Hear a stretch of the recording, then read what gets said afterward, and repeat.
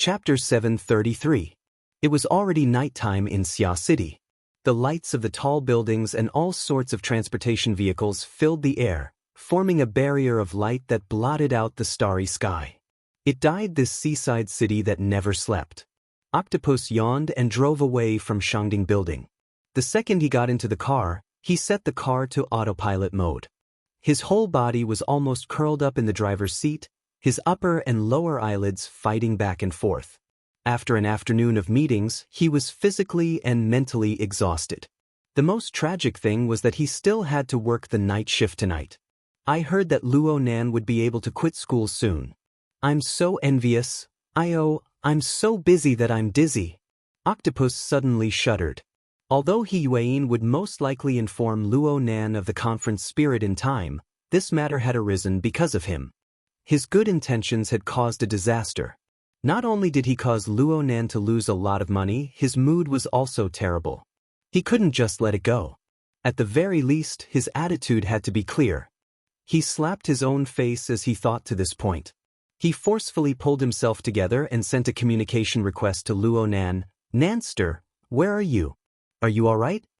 Octopus deliberately gave up on the half-joking title of Boss Luo.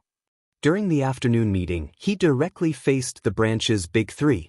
He also listened to He Yuan's intelligence analysis. He was able to carefully experience Luo Nan's current level of contact and the predicament and pressure he faced. He felt that the extremely domineering titles like boss and boss, as well as the subconscious expectations, were too cruel for a child who had yet to reach adulthood. Why don't I just take a day off today?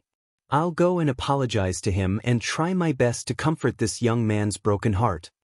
Brother Octopus, the meeting is over. Luo Nan's voice was tranquil. It was impossible to hear any fluctuations in his emotions. It was just a bit light, as if he was speaking in a relatively quiet place. And are you home? If it's convenient, let's go out for a drink or two, non-alcoholic drinks, just to chat. I'm on your side. Octopus subconsciously turned his head. Traffic was everywhere. Where was Luo Nan's shadow? 2 seconds later, he came to his senses. You're in the sanatorium. Yes, I'm here to see Grandpa and Dojo Master. I see. Octopus chuckled, but in his heart he was groaning, oh no, oh no. At this time, going to the sanatorium to see Grandpa was obviously affected by the incident and hadn't jumped out of the pit. It wasn't easy to jump in the first place. That damned 1,200 points. Not only did it wipe clean all of the wealth Luo Nan had accumulated over this period of time, it also made him bear a heavy debt of over 400 points. The branch did have some support measures, but 400 points was still a large number. They still had to go through the credit channels of the headquarters, and the transfer of accounts was a very complicated process.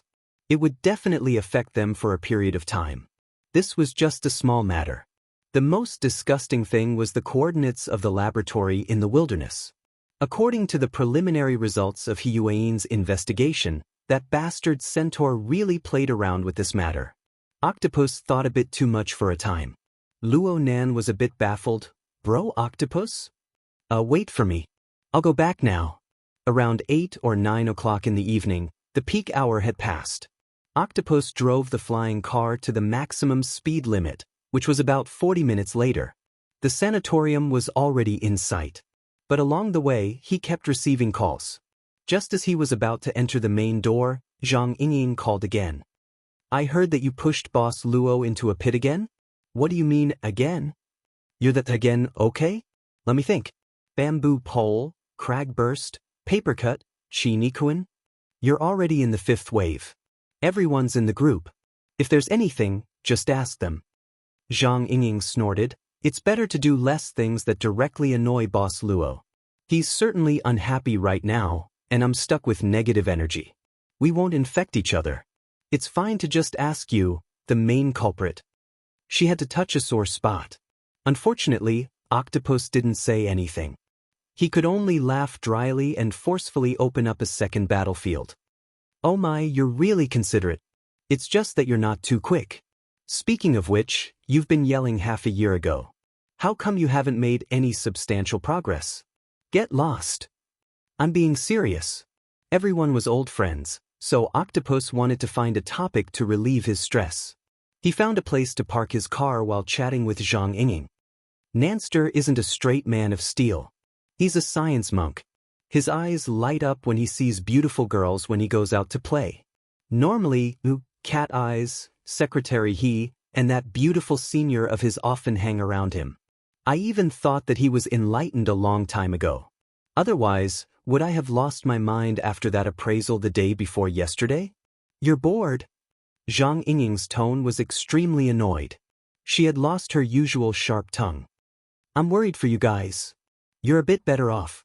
You have Her Majesty Empress Wu's protection. You normally do things quite openly. You're just tangled up with the progress of your supernatural powers. But look at Luo Nan. Octopus suddenly choked when he spoke up to this point. The layers of information and corresponding feelings that had poured into him all afternoon suddenly surged up and down. They were blocked in his throat, causing his voice to sink. Look at Luo Nan. His age, his ability, and his net worth. Let's not talk about the inner world. Even in normal society, who doesn't pick up a girlfriend, play games, go to a disco, take some drugs, drive a car, and waste their lives for a bit? They're afraid that they won't be able to spend enough. But he's good. Every step he takes is a pit. Every step he takes is a fucking pit. He's so young, yet he has a debt of 400 million in the blink of an eye. And this is the easiest to jump out of. Let's not talk about others. Just me alone would have a mental breakdown if I encountered something like this. He's only 16 years old this year. Where would he go to vent his pressure? Over and over again, people really will go crazy. Zhang Yinging was silent for a few seconds. When she spoke again, her voice was a bit erratic. There's a personal document. Have you seen it yet? You're talking about the one that was all over the place some time ago? Leighton did? Octopus was considered an insider in the industry. Of course he had seen the analysis report of Luo Nan's personality from a certain powers think tank. At the time, Octopus just felt that the report was the same as other similar reports rooted in psychoanalysis, archetypes, personality masks, and other theories. He could always find some corresponding points or sides. But when put together, it was specious. It could be used as a reference, but it couldn't be completely trusted.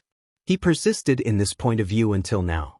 But his current state of mind couldn't be compared to back then. His mind spun a bit more, and his heart felt inexplicably apprehensive. He coughed. Don't create a tense atmosphere. You clearly know that your entire body is filled with negative energy right now. Don't blindly infect it. Nanster is currently in the sanatorium. I just returned as well. I'll go take a look at his situation first. If there are any problems, I'll communicate with you guys in time. Octopus hung up after saying a few more words. He had already arrived at the isolation sanatorium area where Luo Yuandao was. This place was cold and quiet at night. There was practically no one to be seen. But when Octopus turned to the corridor outside of Luo Yuandao's ward, he saw a silhouette outside the door from far away. The silhouette was facing the glossy wall, and the silhouette was stretching out his hand to draw something in the air. Octopus was stunned. Then he deliberately adopted a cheerful attitude. He called out from far away, "Hey, Nanster. You're facing the wall here?" "Yeah. My evil god was driven out by my grandfather. Jim Master played a great role in it. He's currently receiving a reward." Luo Nan laughed in response. His tone sounded very relaxed. "Really?" Octopus walked up to the front of the ward and looked through the observation window on the door. Sure enough, there were two patients, both of whom were emaciated to the point of being out of shape.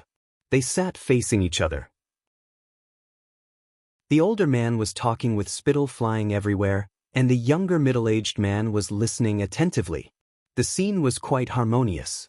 Jim Master Shio was actually able to go together with the old man. It's truly an anomaly. The old man's body and mood have taken a great turn for the better recently. Octopus intentionally or unintentionally brought up all good news. Luo Nan was indeed smiling. He maintained the smile for a long time. "Yeah, it's all thanks to Jim Master." "Oh right, bro Octopus. Do you have the latest news?" I'm talking about the coordinates of the laboratory. Sister Yuan made a phone call just now. She didn't explain the matter too clearly. Is there trouble again? Octopus originally wanted to completely block out these vexing matters, but Luo Nan's sensitivity and incisiveness made it a bit difficult for him to resist. He hesitated for a moment before saying, "There's no definite news yet. There's just a clue. Secretary, he probably believes that there's no conclusive evidence, so." "What clue?" Luo Nan went straight to the point. It's the horned demon. He's been in contact with a few authoritative auction houses of the inner world recently. Apparently, the business he discussed is quite large. There's no concrete evidence for the specific situation or the exact next buyer. Auction? Auction? Luo Nen muttered to himself, repeating this word many times. His brows furrowed. He seemed to be pondering and distressed. Oh no, there's no point in thinking about this right now. Octopus didn't want Luo Nan to waste his brain power on the grapevine. Just as he was advising Luo Nan, his ear vibrated. Hiyuan was calling from the psychic wave network. Octopus was a bit startled. He subconsciously walked a distance away before picking up. Before he could speak, Hiyuan blasted him with a question. "Have you already arrived at the sanatorium?" "Yeah. I'm chatting with Nanster right now." Octopus instinctively felt that there was something wrong with Hiyuan's attitude. "What's his current state?" "What state?" "He's average." "He's all right." "What's wrong?" Octopus wasn't too sure, and Hiyuan's question made his heart flustered. Hiyuan didn't say anything more. She immediately sent him a short video. It was clearly an image taken from the elevator's surveillance cameras. Octopus only needed to sweep a glance before he couldn't tear his eyes away. Within the enclosed elevator car, a youth wearing a school uniform was raising his head and pointing forward. His lips were moving as he said something in all seriousness. He was either serious or smiling. It was clear that he was communicating with someone. But in reality, there was nothing else in the direction the youth was pointing at besides the closed elevator door. This youth was Luo Nan. Chapter 734. Octopus walked further and further away during the conversation with Hiyuan.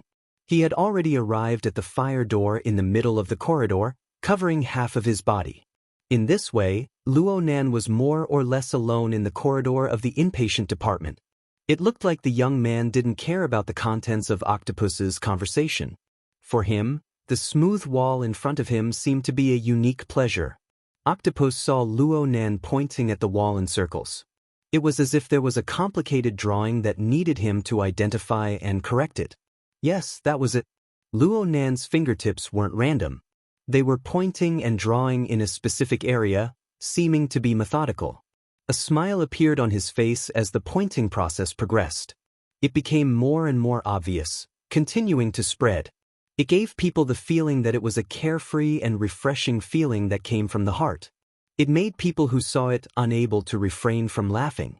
But just by thinking about the corresponding reality, Octopus felt a chill seeping out from the deepest part of his bones bit by bit. It then turned into a sad and sour chilly wind, blowing at his internal organs and causing them to twist into a ball. F***ck me. Octopus slapped himself in the face. Hiyuan could obviously feel such an unforeseen event. Her voice became extremely serious. "You mentioned the coordinates?" "I told Horned Demon to contact the auction house. F***ck. For a time, Octopus didn't know what to do other than spitting out profanities at himself. "What's his current state?" Octopus gaped. He discovered that he couldn't describe it and he didn't want to. He could only open the Hexaear's shared perspective function and let Hiyuan see for herself. Soon the other side was silent. A long time passed before she said, "You're a doctor. Do you think you can perform a mental test on Mr. Luo without him noticing?" This. Octopus was speechless. Hiyuan couldn't find a better method in a short amount of time. She could only say, "I'll go consult Mr. Bai and notify President Ouyang and the others. You stay there and observe." The communication ended. Octopus stared blankly for a while before suddenly punching himself heavily in the chest. He was so vexed that he lost his sense of the changes in the outside world. He woke up with a start when someone called out to him. "Dr. Zhang?" Octopus turned his head in shock and saw a beautiful woman who was half a head taller than him. A refreshing denim jacket paired with a pair of trousers made of the same material was very handsome and neutral. It was enough to entertain most men and a considerable number of women. But right now, Octopus wasn't in the mood to appreciate this. He was surprised and a little flustered. This was because this tall beauty was none other than Luo Nan's older cousin, the female rock singer Moya. "It's okay, it's okay. The corridor is too stuffy." Octopus really wanted to slap himself in the face again. "She didn't have a problem with you, so you were just poking at my sore spot." Out of politeness, Moya did not pursue the matter further. In the past few months, Dr. Zhang Yuliang had been in contact with the family quite a few times and had given her grandfather a lot of extra care. After a while, they had become very familiar with each other. If he was in a bad mood, he might have been dumped by his girlfriend. Why use concern to stab him in the back? And in comparison, Moya was a bit more concerned about her cousin. "Luo Nan is here too. What's he doing?" Waving at the air. "Idea, let's start thinking about the painting." When he said this, Octopus almost couldn't control his emotions. His eyes and nose were dry, and he just wanted to find a secluded place to cry. Moya gave him a couple of glances. Her eyes seemed to say, "Are you kidding me?" At this time, she finally felt that the atmosphere was a bit off. Her brows furrowed slightly and her gaze became much sharper. Octopus was an experienced ability user. When he saw that the situation was far from good, he used the powerful control of an ability user to carry out strict control over his expression and body. He revealed a professional smile towards Moya. "It's so late. Miss Moya still came?" "I'm going on a business trip tomorrow. It might be quite long, so I came to take a look. It's all thanks to Dr. Zhang for helping us pass the flexible visitation application. You're too kind. It's what I should do." "When did Luo Nan come over? Around noon?" I'm not too sure. I just got here." After a few awkward words, Moya didn't see any more clues. Her expression didn't change either. She gave a slight bow and walked over to Luo Nan on the other side of the corridor. Was this luck good? Octopus looked at Moya's back and a bit of expectation floated in his heart.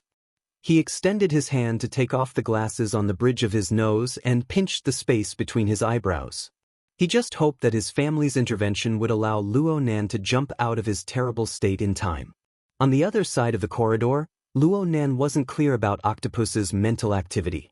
For reasons of secrecy, Luo Nan didn't allow his new psychic drawing work to appear outside. He only allowed it to be mapped on his retina for reference.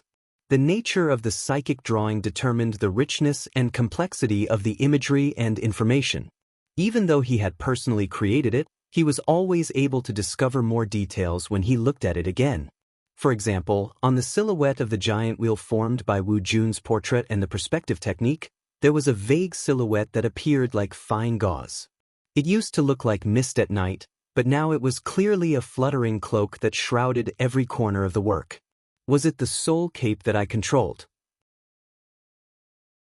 Or was it the sacred cloak of the Xieluo order that led to this chain of events? Or perhaps there was a direct connection with his grandfather's crazy and persistent ravings.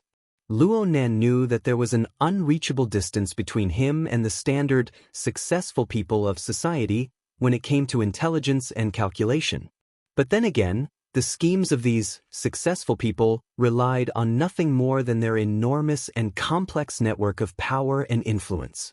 They also relied on comprehensive intelligence and precise and in-depth analysis on this foundation. Luo Nan could only concede defeat on a conventional level when it came to these resources and abilities. But if he opened up a different path in the field he was good at, it wouldn't seem to be a bad thing. At the very least, the person who designed this treat plan could never have imagined that Luo Nan would use a completely unscientific method to grasp the corresponding omens and extremely crucial links the night before their plan was truly launched.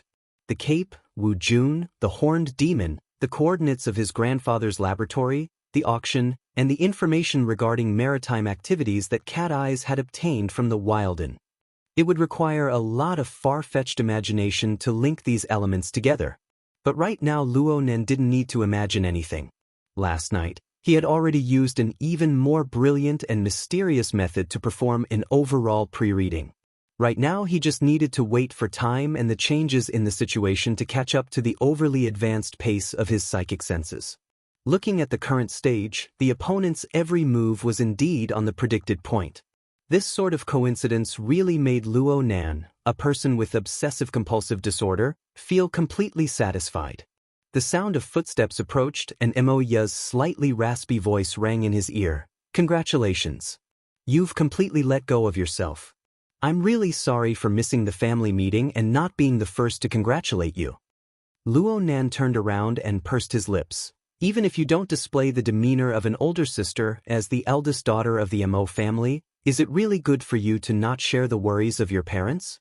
If you were there last night and spoke like this, I would have become a scapegoat. Do you think that would be better?" Mo Ya beamed as she reached out her hand and pinched Luo Nan's cheek. She had rarely done this sort of action in recent years. Luo Nan slapped her hand away in disgust. "You're in a good mood, huh?" "Same here. I saw you facing the wall just now and I really thought you were depressed. Luckily, I immediately rushed back to express my support when I heard the news that you were going to take a leave of absence from school. That's because I became a blocking target first." Having said this, Luo Nen finally expressed his doubts. "What are you doing here so late at night? Your band is on the verge of collapsing and your schedule is still this tight? Get lost." Mo Ya gave a light grumble and smiled in the blink of an eye. "I'm going on a business trip out of town tomorrow. I might be gone for a month or even longer. I'm coming over tonight to take a look." "Business trip? Our band is going to have a small fan club in Band City in 10 days. Band City? Luo Nan's gaze instantly focused. Mo Ya didn't notice anything else. Luo Nan's astonishment was very normal. After all, this announcement was a bit out of the norm. You know that the music market is much more mature in the East Asian cultural circle. The rock and roll environment is much better. You can say that we're expanding into the overseas market." "Really?" Luo Nan expressed his doubts. Nowadays, the 88 large metropolitan areas were all relatively closed off. Aside from those true world-class stars, the cultural industry was basically in a state of seclusion. A small star like Mo Ya, who had just made her debut, might not even be able to make a name for herself in Xia City, let alone Band City, which was across the sea. It would be an extravagant hope for their debut album to break 100 sales figures there. Also, there were some other problems with her Mountain Creek band due to Shuei's departure. It was a complete mess right now. Would the management company approve of this kind of activity? Mo Ya shrugged. "In any case, this is what the company said. And we have indeed found a partner over there. As long as we provide food, accommodation, and a return trip, we can do whatever they say. There are rumors that the company wants us to debut over there. Of course, if our families strongly oppose it, then it's a different matter." "What use is family opposition?" Luo Nan's eyebrows jumped. He suddenly understood. Mo Ya was giving him a report. After all, everyone in the family knew that Luo Nan had already entered a complicated circle. The atmosphere was still pervaded with tension a while ago. He was being watched both openly and secretly, both inside and out. Mo Ya appeared to be rebellious and casual, but she actually inherited her parents' strong points at the core. She thought things through thoroughly, and she was very good at considering problems from the standpoint of others. She bumped into Luo Nan tonight by accident, but she had to find the time to inform him of this matter no matter what. She also didn't want to become Luo Nan's burden. Luo Nan gazed at Mo Ya. He had a general grasp of his cousin's mentality. Honestly speaking, he cared a lot about the words, Band City, under the current circumstances. Perhaps this was a coincidence, but how many coincidences had he encountered in the past few days? He muttered to himself in silence. He went over Mo Ya's introduction of the situation in his mind once more, and suddenly discovered a certain incongruity. Hold on. The fan meeting is in 10 days. What are you doing there now?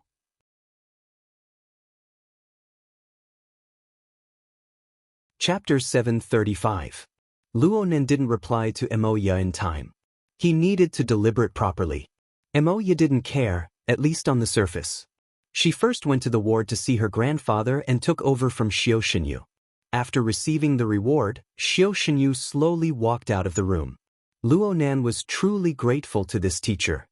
He temporarily set aside the matter of Emoya and went to greet him. "Gym Master, I've really troubled you." "I don't think it's troublesome." Xiao Shenyu's thin face was devoid of expression, but his tone was relaxed. "Chatting with Mr. Yuandao is much better than being home alone." Luonan forced a smile. "Only you." "That's not entirely true. I can't say that Mr. Yuandao's mental state is very good, but as long as you grasp the core of his consistency, you will find many interesting things.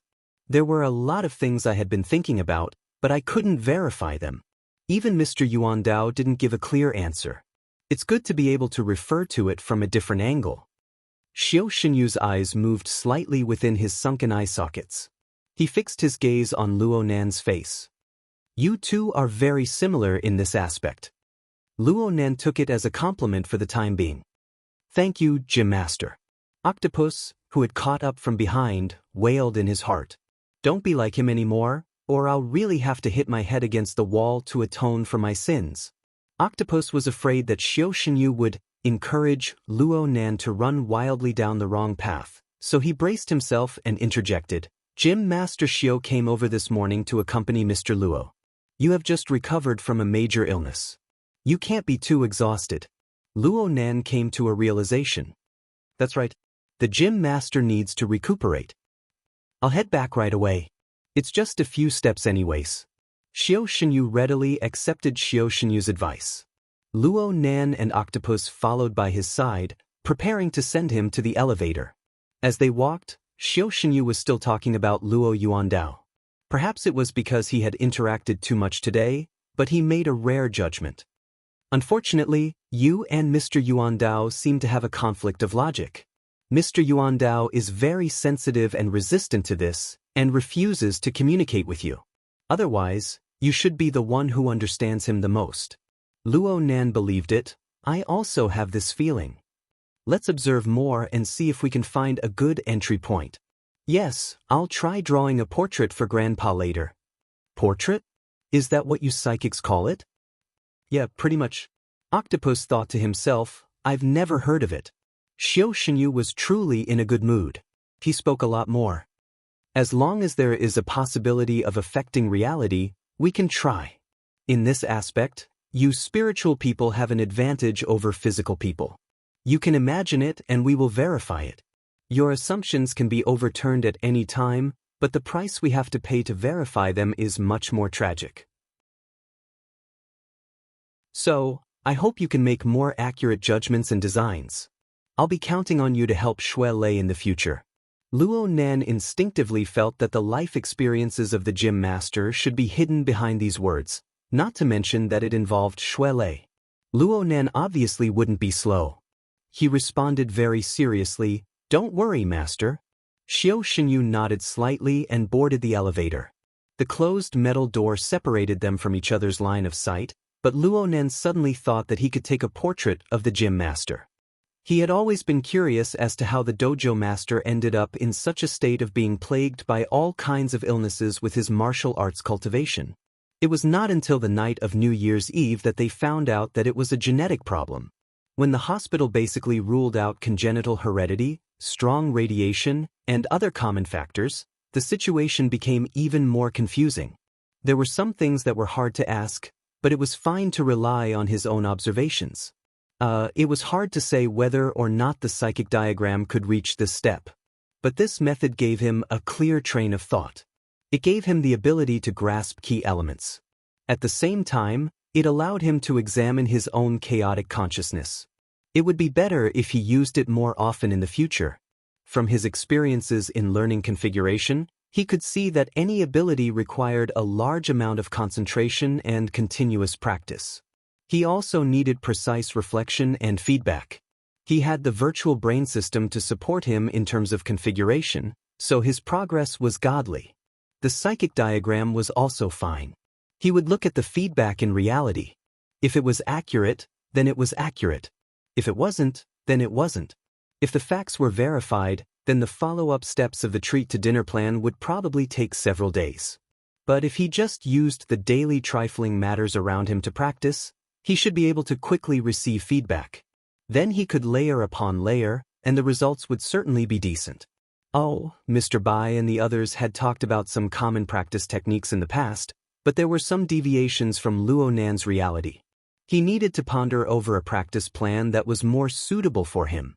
Though Luo Nan was blocked by the metal door of the elevator, it did not hinder his train of thought from flying and turning. To the side, Octopus's gaze moved back and forth between Luo Nan's face and the blurry mirror image on the elevator door. He subconsciously held his breath. Luo Nan finally felt Octopus's excessive attention. He turned to look at him. "What's wrong?" Octopus went, for quite a while, but he was unable to find a better reason in the end. He could only probe the key issue. "Nanster, there's a lot going on today. You should rest early and let your mind empty." Luo Nan laughed. "Oh, Brother Octopus, I understand what you mean. Actually, money is just an external object. I'm quite open-minded about it. At worst, I'll just hold a few lectures. Actually, my mind is very clear right now. Yeah, it should be said that it's unprecedentedly clear. There's certainly a way to solve the trouble in front of me." Octopus opened his mouth, but he was unable to speak in the end. "Fine, whatever you say will be the truth." If he were to be provoked again, he didn't know how he would end up. Speaking of which, didn't he Yuan go consult Mr. Bai? A professional should hurry up and come. At this time, Octopus had completely forgotten that he was also a professional. His heart was filled with a feeling of powerlessness when facing Luo Nan. Luo Nan still carried a childish air in front of him, but he strove to think like an adult. Or perhaps it should be said that Octopus believed that he was an adult. He hoped to come up with a solution. But how could things be so easy in this world? The horned demons who had concocted all of this, as well as the powerful enemies who had been pressuring Luo Nan on various levels and angles, would not let Luo Nan go. Luo Nan might not be unaware of this, but he might have to forget a few problems and pressures. He would search for a panacea to heal his heart on a more free and fantastical plane. Seriously, Octopus turned his head and took 2 deep breaths. He knew that he couldn't let Luo Nan continue living in his fantasies. He knew that Luo Nan was wandering on the edge of a split personality, so he forcefully brought up another topic. "I just heard you and Emoya talking about banching, vacation, and whatnot. Are you planning on going out for a vacation?" Luo Nan certainly didn't have such thoughts. But if there really was a way to relax, perhaps it wouldn't be bad to accompany his family on a trip? Oh, about that? The smile on Luo Nan's face faded a bit. At this time, in this situation, the coincidence that was not under his control was undoubtedly a type of disgusting element. He needed to properly think about it. He needed to investigate. It just so happened that he had rediscovered an investigative method that was most suitable for him. The portrait of his grandfather and gym master Xiao involved an in-depth exploration of the mental and material planes. It might be a bit too high-end right now, but the matter of Emoya should be relatively simple. Moreover, it could be used as a supplement to the psychic drawing from before. Luo Nan's fingers twitched. He nearly wanted to draw a psychic drawing right now, but he knew that now wasn't the right time. He suppressed this impulse. Well, considering the complexity of the current situation, borrowing the resources of the society was a good choice. Right now, Huayin wasn't by his side, so Luo Nan consulted Octopus. "Bro Octopus, I feel that Emoya's matter isn't too reliable." "Huh? What do you mean?" Luo Nan didn't mention any information related to the treat plan, in case it was hard to explain later on. He just explained the current situation of the isolation of the cultural industry in every major city. Then he voiced his doubts. "The drummer of my sister's band has already left the band. The replacement hasn't gotten used to it yet. They've lost a large chunk of their sales. And it's rock and roll, a niche genre. The so-called fan club is far too unreliable, including something about debuting again in banching. Does that management company think that throwing money into the ocean is very interesting? So you suspect? Octopus took another breath and raised his eyebrows. He took off his gold-rimmed glasses, and his gaze turned fierce and fierce. Someone's up to something. Luo Nen never expected Octopus to have such a big reaction. He even subconsciously looked back. It's just a suspicion. After all, there are many things in the field of entertainment that involve throwing money and listening to the music. I just want to understand. If we exclude the normal business activities of the company, is it possible that there's someone in the background who's paying for it? Some other scheme? Does our society have connections in the entertainment circle? It would be best if we could inquire about it. Having said this, Luo Nan suddenly recalled that Mingtang culture, which Emoya belonged to, had the backing of the Castle Financial Group. And this financial group was actually the cornerstone of the Blood Flame Order's industry in the secular world. At the end of last year, the Blood Flame Order, headed by Lady Halder, had a conflict with a branch of the Control faction that had split off. This was because the Control faction had been operating in the military for many years, and they also had Tian Bang, a great killing machine. Lady Halder's branch was no match for them. She was forced to withdraw from Xia City, and her industry suffered great damage. There was a period of time when she wanted to sell off Mingtang culture's subsidiary companies that had strong geographical restrictions. This was to avoid even greater losses. But later, in order to maintain the diversity of communication channels with Luo Nan, the plan to sell off the company was scrapped. This was what Lady Halder had personally told Luo Nan. Luo Nan didn't understand or care about how Lady Halder controlled her industry. He only knew that the Blood Flame Order still had a considerable amount of control over Mingtang culture. This was a very good entry point. Of course, Luo Nan wanted to know what kind of results the psychic diagram would show. On the other side, Octopus used his greatest strength to control his fingers. He stuffed his glasses into the pocket of his white coat to prevent them from shattering. He did his best to maintain a smile. Nanster, don't worry. We can't do anything outside of Xia City, but we're in our own territory. If some bastard wants to play dirty tricks, we'll let them understand what it means to be too late for regrets. Okay. Luo Nen felt that Brother Octopus was quite excited. He went to make a call after he finished speaking. He called his friends and dispatched them left and right. He was more attentive than his own cousin. Could it be that he was a fan of Emoya? Or was he interested in Emoya? Could this sister's charm be able to invade the inner world? Luo Nan's consciousness shifted when he thought of Emoya. He didn't need to use his eyes to see Emoya. He even had a conversation with his grandfather. She was proficient in the art of speaking. Her tongue was quick and nimble. She would occasionally make the old man laugh. This was something that Luo Nan, who had a logical conflict, was unable to do. Luo Nan couldn't help but feel envious. He sighed.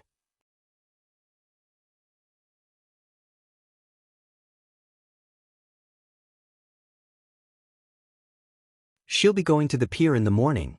Oh, has she arranged for bodyguards? Bodyguards? Luo Nen really hadn't considered this point. He was originally thinking that if Moya's trip was completed, he could rely on the entire world's mental sensor network to monitor the entire process. If something were to happen, he and Rui-Wen could join hands and fight against extraordinaries.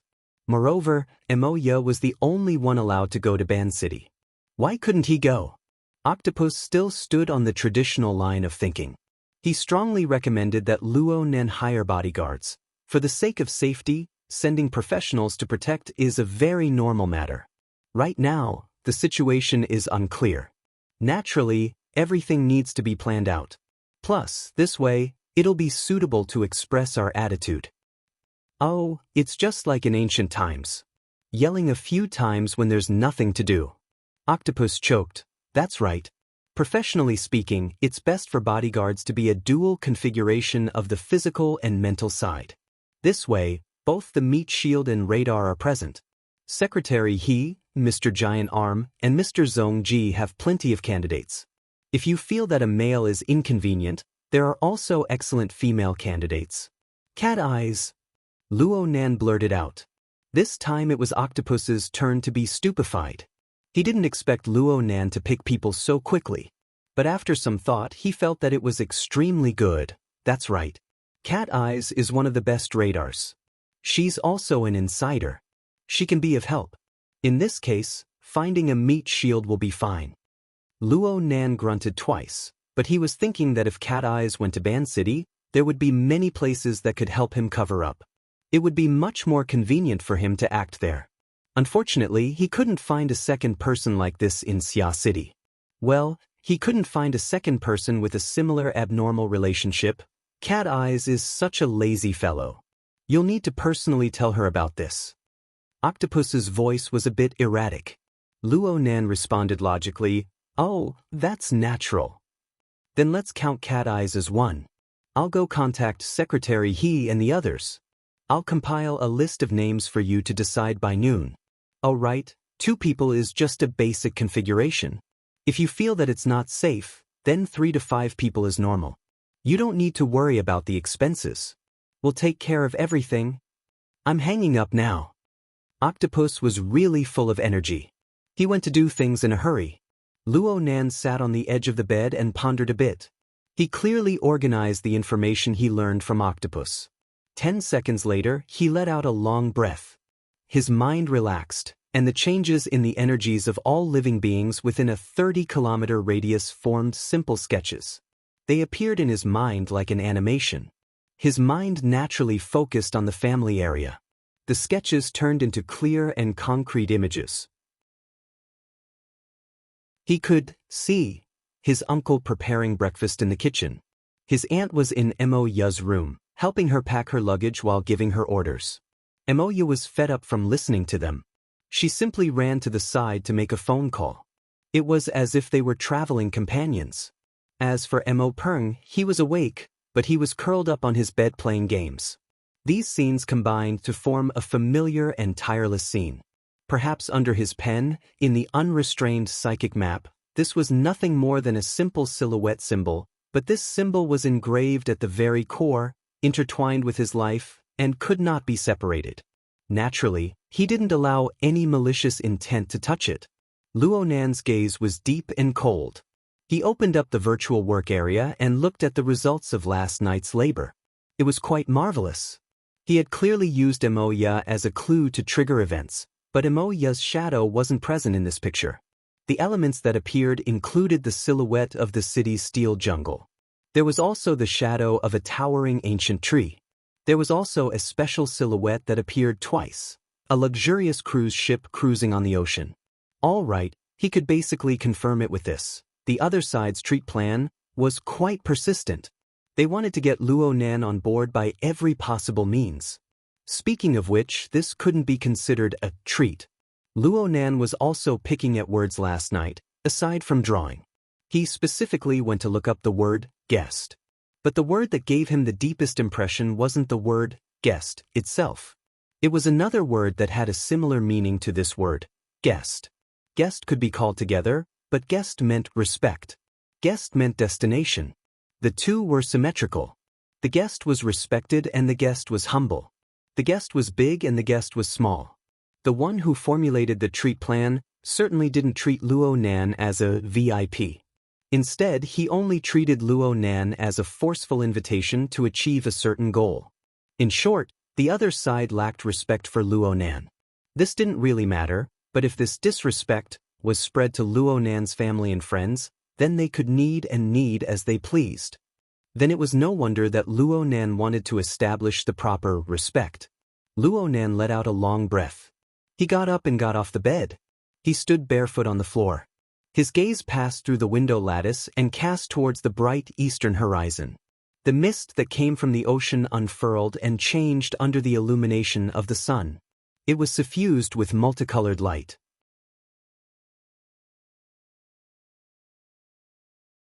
Chapter 737. Unbeknownst, when the thick clouds had rolled over the mountains in the northwest direction, looming over the surface of the sea. It was as if a great army was pressing down on the border. But in the blink of an eye, it turned into rags riddled with holes. It could not contain the abundant water vapor above the clouds, causing them to pour down in large amounts, forming an overwhelming downpour. It also enveloped the entire cruise terminal in a misty mist.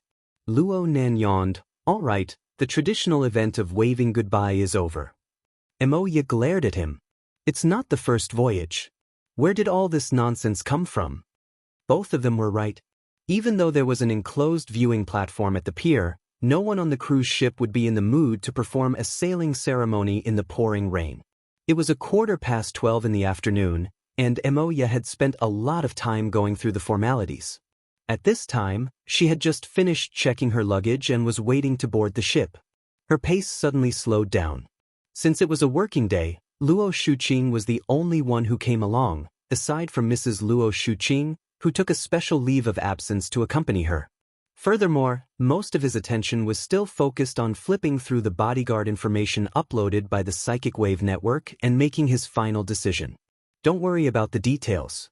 It doesn't make a difference whether it's 2 or 3. Wild Jujube was a female, so she could follow the boat here. Because God needed to equip himself to clear the level, he could fly directly to Ban City. Add in cat eyes, the radar meat shield, and the firepower support. It'll be perfect. We'll do as you say. That wild Jujube is already at the dock, right? I see her. Luo Nan gave a slight nod to the muscular and beautiful woman who had just gotten up from the waiting area 30 meters away. He recognized the deep and reserved aura on her body. It could be said that he was acquainted with her, and he established a communication link with her. Wild Jujube was indeed a professional. He was already in the zone, quietly approaching and entering his work position. Of course, he still had to inform Emoya about this, but he could only do so after they arrived at Sakura City. Did you see someone familiar? Mrs. Luo Shuqing turned her head to talk to Luo Nan. She saw Luo Nan's gaze shift, so she asked in passing. Luo Nan was just about to deny it when a familiar silhouette really did appear in his field of vision. Moreover, the silhouette was walking straight in his direction, even raising his hand in greeting. Luo Nan subconsciously looked at the bodyguard's information. He scanned the entire list, but he was still stupefied. This person isn't here. Aunt Qing, oh yeah. The woman who came over took the initiative to greet him. She was tall and wore a short shirt and trousers just like Emoya. However, she wore a thick long-sleeved shirt inside and a wide-brimmed hat on her head.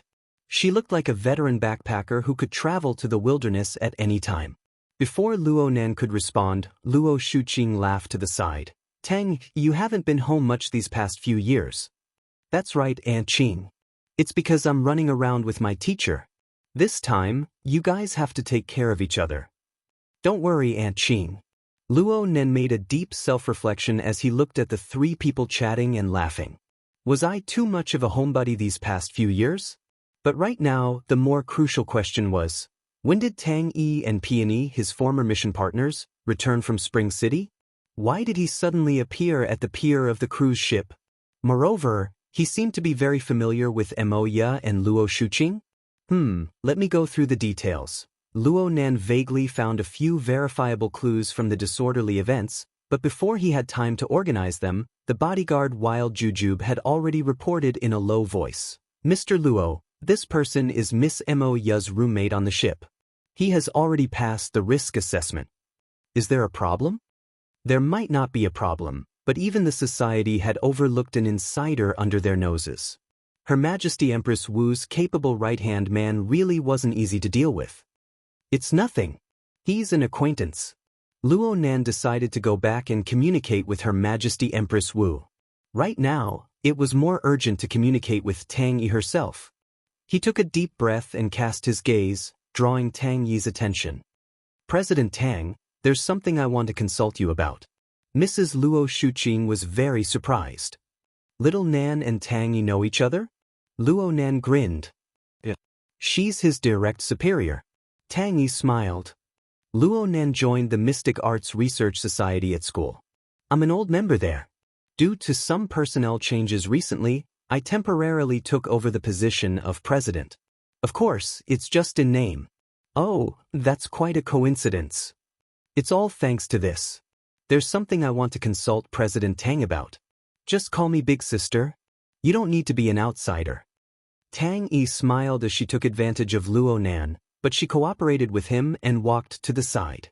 Luo Nan adjusted his breathing and decided to cut off all the branches and leaves. He got straight to the point.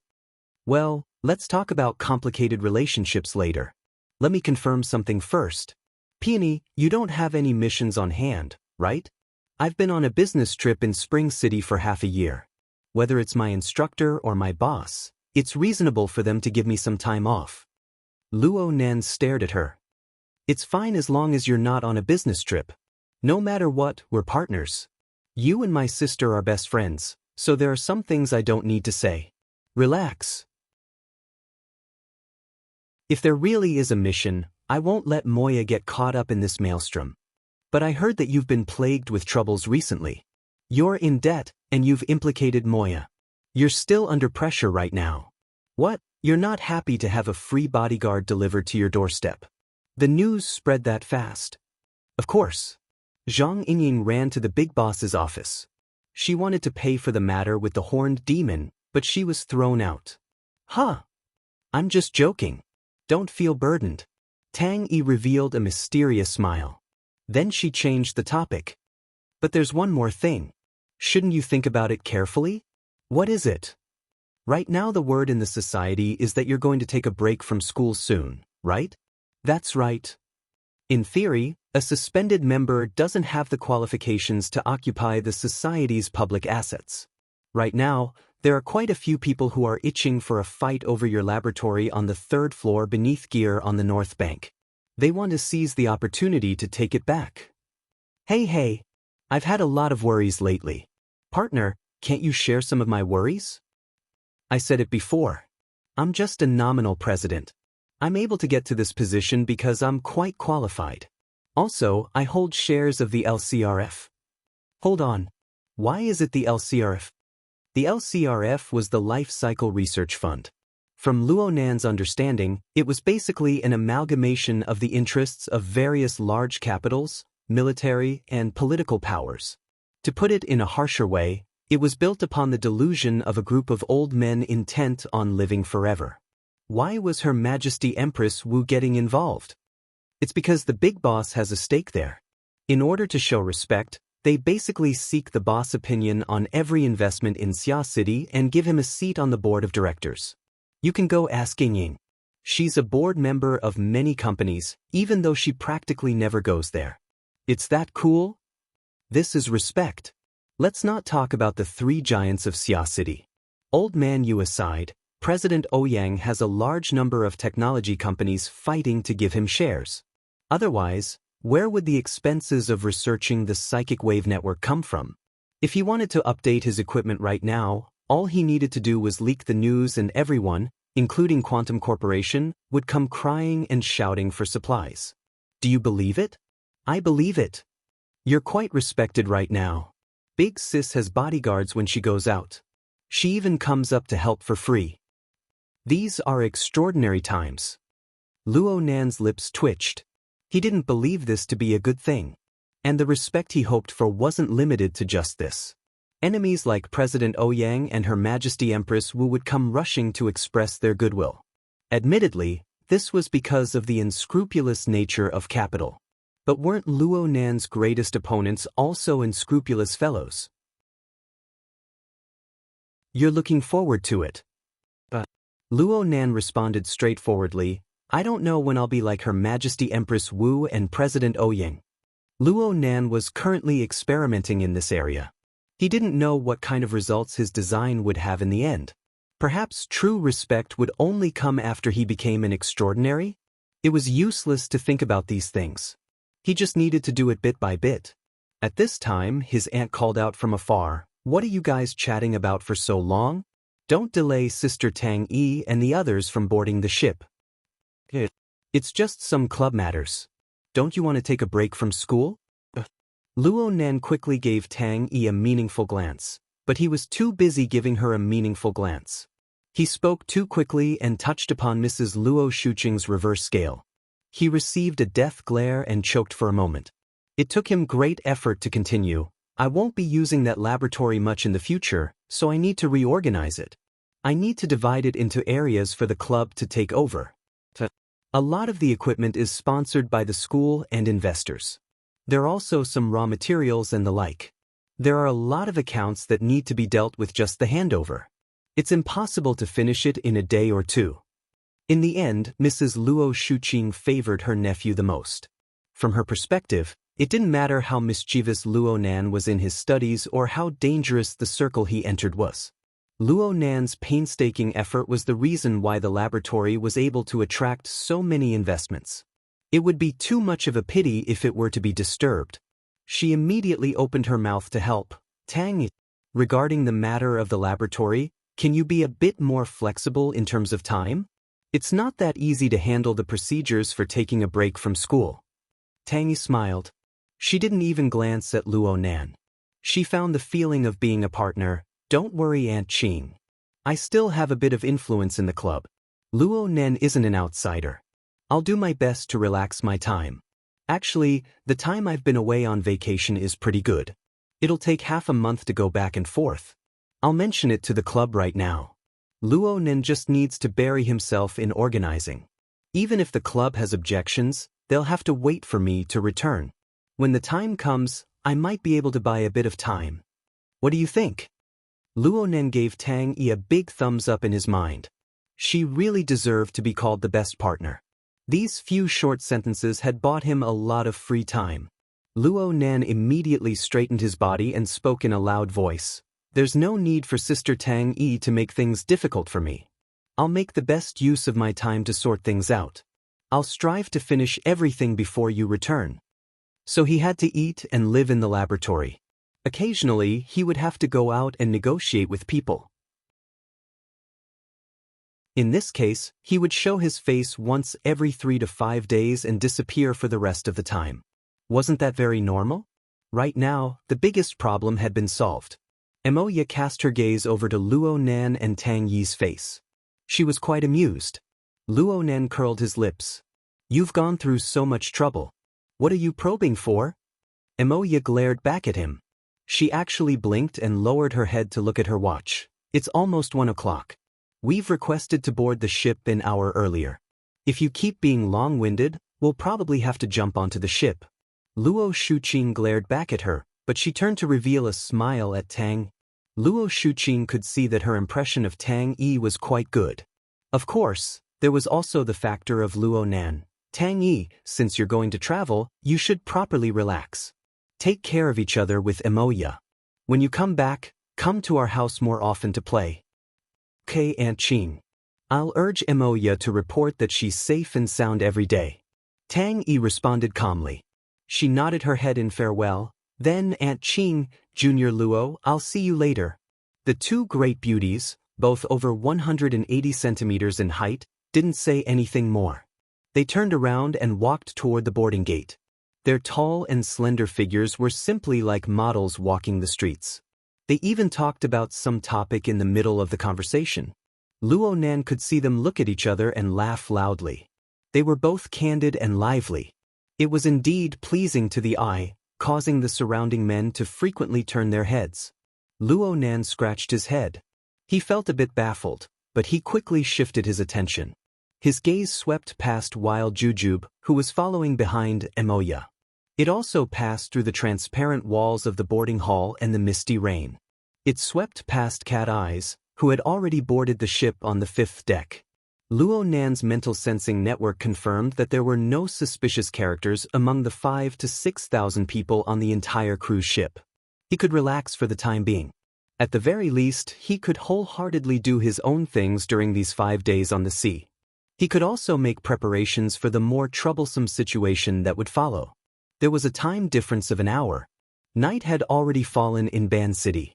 The wind and rain on the other side of the ocean didn't stir up the slightest ripple here. Inlu boarded North Mountain Lake. It was said that several decades ago, this was the location of the ancient capital of the island nation. The ancient capital was originally built next to a mountain. During the Third World War, the capital was destroyed by both the war and the earthquake.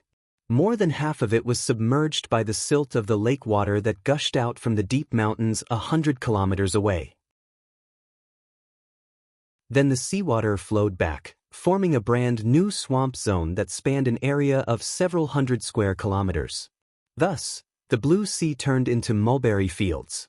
The mountain peaks of this region became islands, scattered across the surface of the lake.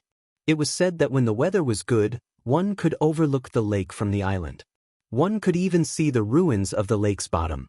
Inla didn't come here to admire the scenery. She chose this place because it was the most convenient area for her to do things in the northern end of Ban City. She had arrived in Ban City 2 days ago. Most of the dozens of hours had been spent here. Now that the project was finally completed, all the machinery and personnel had left the site in advance. As far as her eyes could see, there were almost no particularly obvious changes. The buried metal pile foundation and frame structure were integrated with the surrounding rocks and vegetation. It couldn't be said to be ingenious, but it was solid and hidden enough. She looked down at her watch. It was almost time. Everything had been done according to that gentleman's request. What would happen next? Before she could finish her thought, there was a buzzing sound in the void. The air trembled clearly, as if it was resonating with her body. A clear numbness was transmitted from her lips and cheeks to her internal organs. An invisible pressure pushed her back 2 steps. A whirlwind appeared on the flat ground in front of her. Dust and grass flew everywhere, obscuring her vision. She wanted to get closer to take a closer look, but the sudden appearance of lightning and fire formed a barrier, blocking her way. She was shocked. She instinctively stood up straight, looked down, and stood still.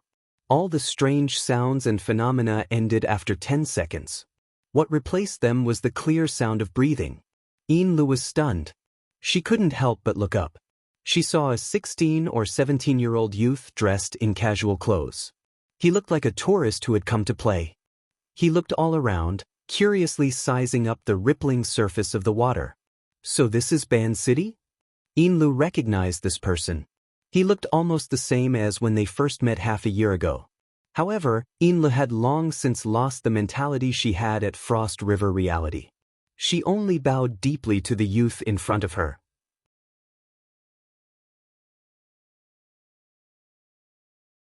Chapter 738. Luonen didn't speak. Inla bowed and didn't get up, just like a statue. She really needed some buffer time. Even though she had already guessed it, Inla still needed to digest Luonen's method of traversing 2,000 kilometers of space to appear before her eyes. Only then was she able to calm her surging mind. Of course, there were spatial shifting techniques in the extraordinary domain. There were at least 10 mental extraordinaries who were proficient in this path. One of them was the veteran Deputy Secretary General of the Ability Users Society, Gong Chi. However, the shifting techniques of these people were built on the foundation of pure soul bodies. It was similar to the concept of astral travel in classical Eastern metaphysics. Luonen relied on a few metal foundations that couldn't be seen to realize his fleshly body shifting. Regardless of how it was realized in theory or technology, the energy consumption of material shifting alone was probably an astronomical figure. Inla used the configuration of the Blood Soul Temple to sense the current state of the abyss area. Turbulent currents were indeed swirling and turbulent. The chaotic storm was clearly in a state of interference. However, it was far too conservative compared to the estimated scale.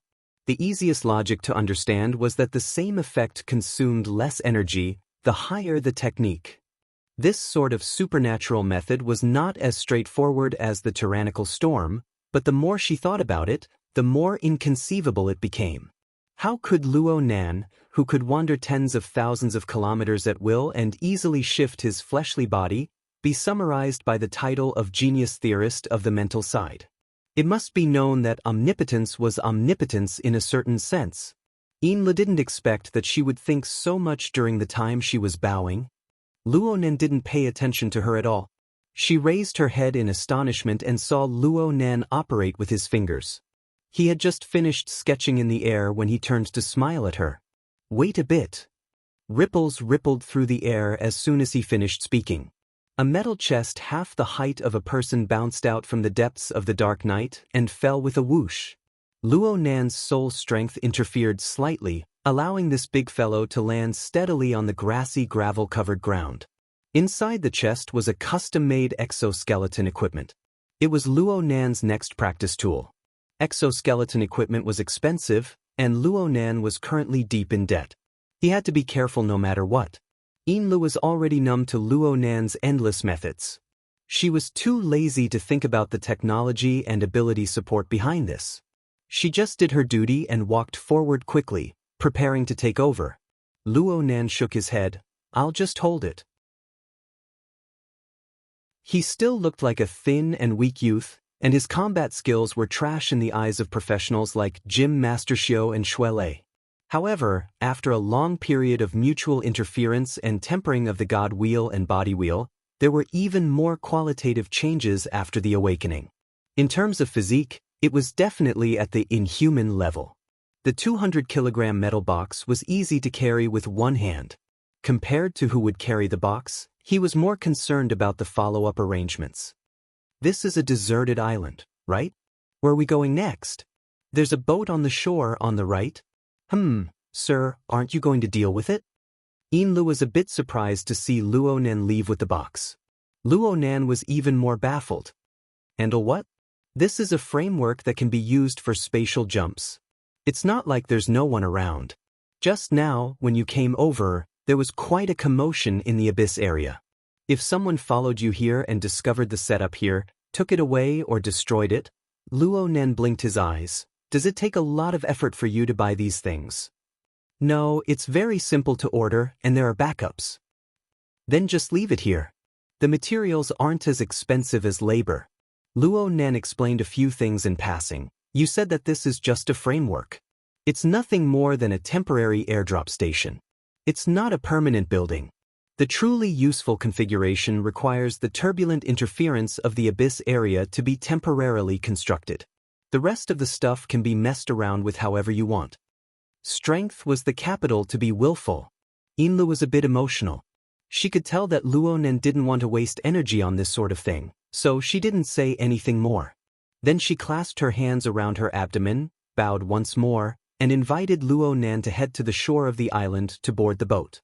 Luo Nan walked about 200 to 300 steps before he saw a white yacht anchored on the shore. It was quite conspicuous under the curtain of night.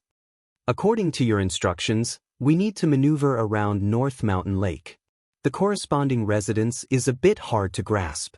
So, I made the decision on my own and chose this high-speed yacht. If we use it as a habitat, we'll give up some of the comfort, and our mobility and flexibility will increase by quite a bit. Of course, if you're more accustomed to living on land, we can also stay near the shore of the lake." "No, this is a good idea." Luo Nan's eyes really lit up when he saw this yacht. It was for no other reason than that the somewhat vague details of the plans suddenly became clear. It could be considered an unexpected pleasant surprise. Li's mind relaxed. Just Luo Nan's attitude alone meant that the painful process of racking her brains these past 2 days wasn't in vain. Her mind relaxed, but she still maintained a respectful and restrained expression on her face. She just invited Luo Nan to board the yacht from the rear deck and introduced the basic situation of the yacht to Luo Nan at the right time. The yacht's name is Ray. It's Fadi Corporation's Pioneer-class motorboat. It has a classic 3-story structure and its entire body is made of carbon fiber. The boat's length is 24 meters, and it's equipped with a solid fuel and electric dual-drive engine. Its top speed can reach 50 knots, and its steering performance is superior. Since Luo Nan was carrying heavy luggage, Lu first guided him to the residential area of the lower deck to settle him down. This place is completely isolated from the crew cabin. It can guarantee confidentiality and safety. The central area is the master's room. It's the same width as the boat. The living conditions are acceptable. Luo Nan arrived at the master's room of the yacht and put down the heavy metal box. His gaze and mental senses swept over at the same time. What entered his eyes was the luxurious decorations of the cabin. Of course, the most eye-catching thing was the large bed in the middle. It was big enough for 3 or 4 people to lie side by side. There were portholes on both sides that could see the view. There was an office area, a movie area, a restroom, a shower room, and a walk-in wardrobe. It could only be said that the rich were okay. Poor ghosts like them had no way of understanding them. Enla maintained a smile on her face. She let Luo Nan look at the other door outside the cabin. For the sake of confidentiality, I haven't arranged any service personnel in the residential area. However, I'm in the attendant room to the left of the exit. Oh, it's very close. Enlu tilted her head slightly. For the sake of convenience, the two rooms are connected. If you have any urgent matters that you need me to do, you can find me by pushing open the secret door in the office area. Enli's eyelids drooped. Her voice was gentle and calm. The secret door is a one-way door. It can only be opened from the master's room. Please be at ease with its safety. The atmosphere turned strange. Luo Nan was dazed for a moment. Then he frowned. There's no need to live so closely. Isn't there another room at the bow?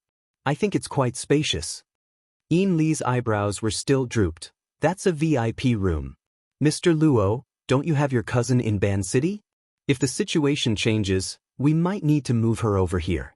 Or if there are other honored guests staying here, it would be quite awkward to adjust the room. What use is this yacht when we need to move Emoya? Besides, where would there be other honored guests? The madam said that if Mr. Luo feels that the situation in Ban City is complicated, she can come over at any time to share Mr. Luo's worries. Luo Nan was silent for a moment. His gaze swept over Enli's body. Then he nodded. We'll talk about it later. You continue to introduce the situation on the ship. He didn't stay in the master's room any longer. He walked out first. Enlu followed 2 steps behind him. The crew members are all veteran mad believers of the order. They are all retired military personnel. Their speedboat driving and water operations are all first class. Luo Nan grunted. They really are mad believers. Enlu raised her eyes and shot a quick glance. Then she immediately lowered her head. She was unable to verify Luo Nan's firm judgment. Or perhaps it was better to say that she didn't dare to verify Luo Nan's judgment. In any case, they could be considered to have settled down now. The living area of the lower deck, excluding the crew's cabins, actually had 3 cabins here. The master's room, the VIP guest room, and the attendant room. A small living room was arranged between these 3 cabins. There was a set of sofas here, and there was a small and exquisite bar counter on the opposite side. The wine rack behind it was filled with all sorts of alcohol. Luo Nan didn't recognize the brand, but he thought that the value of the alcohol placed here must be considerable. Indeed, if there was a professional service staff here, the quality of life on the yacht would soar beyond his imagination. Of course, the reality wasn't bad either. Luo Nan let out a breath and sat on the sofa. He leaned his upper body back, feeling the sofa's soft touch. He felt the northern mountain lake area, Xia City, and even the surrounding areas that were completely different. His attention soon returned to a more meaningful level of information that involved the extraordinary plane. The surrounding aura is very exuberant. Luo Nan chose a more appropriate word. Within his sensing network, the surface of the water, the underwater, the island, and even the sky were all exuberant with life. Or perhaps it could be said that it was exuberant a bit too much. Northern Mountain Lake was once the most active area for mutants in the surrounding areas of Ban City. It was also one of the areas with the most abundant populations. Even though the military conducts a large-scale sweep every year, they can only suppress the intensity of the mutants here. Ban City is already the only place in the surrounding seas that is suitable for a large metropolitan area. Building a city here is just a choice made after having no other choice. Enla stood ramrod straight at the bottom of the stairs leading from the master's room to the small living room. She introduced softly. Sit down and talk. Luo Nan just wanted Enli's help. He didn't want her to be a slave, so he indicated for her to sit down. Enlu bowed in thanks, but she first dimmed the lights in the small living room.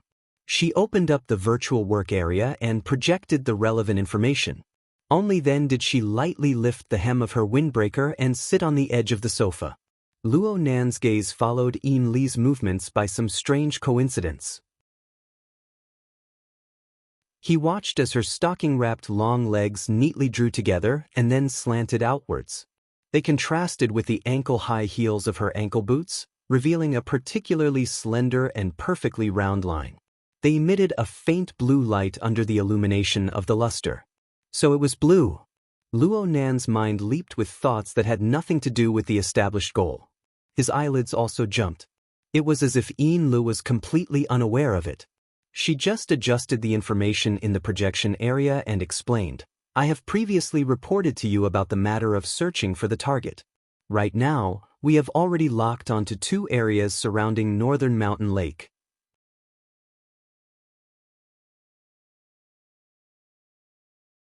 Chapter 739.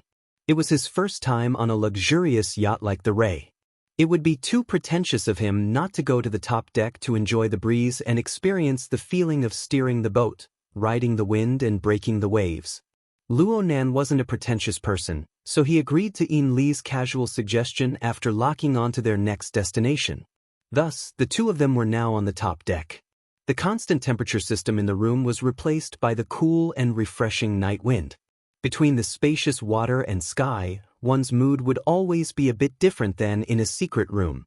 There was still a certain distance between them and their designated destination. Even though this distance was meaningless to Luo Nan had to consider the detailed requirements of observing and doing things. So Luo Nan let it go for now. He temporarily transformed into a tourist who had just arrived at this place. Under Yin Li's guidance, he opened up the pilot's seat on the top deck. He didn't pay attention to small details like driving without a license. Instead, he began a continuous Z-shaped taxiing journey that shocked the ordinary crew members. Luckily, Luo Nan still had some self-awareness. He could sense the chaotic emotions of the crew members, so he just experienced a bit more before withdrawing. He returned to the sunlit area behind the pilot's seat and tasted the low-alcohol beverage Yin Li had concocted. The refreshing taste of the beverage and the refreshing feeling of the night wind interweaved together. It was indeed very enjoyable. On the relatively spacious top deck, Yin Li still followed her habit of sitting in the living area's small living room. She sat right next to Luo Nan. The night wind blew her beautiful hair, and strands of her hair would occasionally touch Luo Nan's cheek. It was so itchy that he wanted to scratch it with his hand. Yin Lu noticed this detail and said, "Sorry." She gathered her hair a bit and adjusted her position, sitting a bit further away. Although it was said to be far away, it was actually limited. Plus, the angle was staggered, making it easier for Luo Nan to clearly see her face and the outline of her figure. Luo Nan's gaze naturally swept over. Speaking of which, this was the first time he seriously sized up Yin Lu today. On the deserted island, he only managed to recognize her face and ignored everything else. In the living room, he just stared at her stockings. It was only now that Luo Nan discovered that Yin Li's clothes didn't quite match his impression of the capable manager of Frost River Reality and the deputy first ablatum of the Blood Flame Order. She put on makeup, and the shape of her face and eyebrows became even more exquisite. The dark blue pinstripe windbreaker had a very formal style. The front was wide open, and it naturally revealed the tight-fitting light-colored high-collared shirt. Overall, it was a very intellectual style. However, further down, there was a short skirt that was almost hidden under the hem of the trench coat. Together with the long legs wrapped in stockings and the high-heeled boots, it had the magical effect of attracting the attention of men. Luo Nan was an example. Actually, Luo Nan was a complete layman when it came to women's clothing. He just felt that Yin Lu was a very exquisite woman who would pay attention to the details. It was just like the stockings that wrapped around his legs. At first, he thought it was just ordinary black silk, but he didn't expect that under the illumination of the light, there would be an additional layer of color and luster. Yin Lu was such a person. She was exquisite, paid attention to the quality of life, and knew how to enjoy life. However, he lacked the ability to focus on cultivation without any distractions. This was probably the main reason why Mrs. Halder had never treated her as a true successor to be groomed. Of course, Mrs. Halder herself didn't care that much about the continuation of the Blood Flame Order. She just used the Blood Flame Order, especially the Blood Soul Temple's configuration, as a furnace for smelting a unique core. Luo Nan was certain that he wouldn't hand over important matters that concerned his life to Yin Lu. This had nothing to do with being close or not. It was just that he knew how to appoint people. However, if Yin Lu were to arrange some routine and normal matters, she would do it extremely well. Though the upper limit was relatively low, Yin Lu was able to play with flowers within a limited space. It was said that before she entered the circle, she was once Mrs. Halder's secretary. A personal secretary? The feeling of being a working secretary or a confidential secretary like Sister Yueyin was completely different. TSK, what am I thinking now? Luo Nan's thoughts touched to Yueyin, and he suddenly came to a realization. It had only been half an hour since he arrived in Ban City, but he had spent a lot more brain power and time on this woman before his eyes than on the scheduled business. Luonan, oh Luonan, you've just stepped onto the yacht, and you've already degenerated into a rotten fellow? It's done. Luo Nan suddenly clapped his hands. Mister. It was unknown when, but Yin Li's way of addressing Luo Nan had already removed the surname from the front. This was also a subtle change in the details. Luo Nan didn't care about these details. He reorganized his thoughts and asked a question. The consumables I talked about 2 days ago, especially the matter of the energy center. How's it going? Was this a switch in mask? Yin Li still wasn't quite used to Luo Nan's jumpy emotions and thoughts, but she still displayed extremely high accomplishments in her field of expertise. She took a light breath and immediately opened up the virtual work area. She projected the corresponding information over. According to your request, Mr., a total of 12 tons of consumables have been purchased. This is the list. As for the energy center, we have prepared 2 alternative locations. They are both in the vicinity of North Mountain Lake. The projection area first displayed a satellite map of the Ban City area, as well as the important markings on it. Then, it displayed the information images of the 2 alternative locations. Point A, which is also the North Mountain Water Generating Station, is 300 kilometers away from the center of Ban City. It is approximately 70 kilometers northwest of your position when you arrived. It is the first batch of emergency infrastructure facilities after the war. It originally had a total installed capacity of 1.2 million kilowatts. It has a total of 4 units, large and small. However, it has basically been discontinued. Only a single 50,000 kilowatts unit is still in operation. It exists as a backup power station for the old power grid. There are still people here? There are no residential areas in the surroundings. The hydroelectric power station operates in an unmanned mode. There will be people coming over to maintain it every month, but it's just a routine matter. Basically, as long as war doesn't erupt and large-scale mutant invasions don't occur in Ban City, no one will care about it. Of course, system monitoring definitely exists. We need to get through certain joints. Luo Nen nodded. It would be much simpler to use the external neuron to deal with system monitoring. The projection area displayed the next set of images. As for Point B, it is located on North Mountain Lake's Claw Island. It is 20 kilometers away from your position when you arrived, Mr. The generator set there is a first-generation miniaturized field combat energy center. It is a complete superconducting generator set, powered by both wind and water. The capacity of this generator set is much lower. It is approximately 3,000 kilowatts. Claw Island was originally a monitoring point for mutants. It also served as a forward base for explorers, but it was captured by mutants once. The casualties were disastrous. Later, it changed hands many times, but accidents always occur. It seems that mutants care quite a bit about that place. They often go there, so the frequency of accidents is quite high. I'll take both of them. Huh. The straight line distance between Point A and Point B is only 40 kilometers. Both are relatively independent. One is used as an experimental base, while the other is used as a shooting range. It's quite perfect. Is that so? Yin subconsciously asked, but she quickly regained her composure. She bowed and expressed, "Since it's like this, I will immediately clean up the loose ends. You just need to sign a temporary rental agreement for Point B. As for Point, you can use it right now." Luo Nen nodded. He had something to do tonight.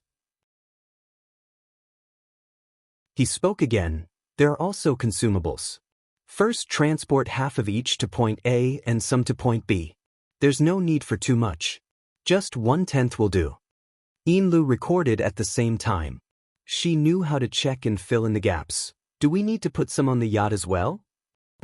That's right. That's good. Luo Nen gave her a reminder. We need to prepare the subsequent purchases as well. The losses will be quite large. The so-called consumables were the ingredients needed for the biochemical reactor. Unfortunately, this was only the basic formula. The ingredients needed for the advanced formula were not complete. This led to the catalyzed electromagnetic muscle membrane structure having a low carrying capacity. The catalysis required a large amount of energy and nutrients, but once it was unleashed at full strength, the carrying capacity was extremely tight. The more this was the case, the more Luo Nen needed to utilize every second of his explosive period.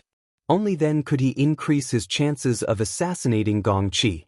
This required a large amount of repetitive practice.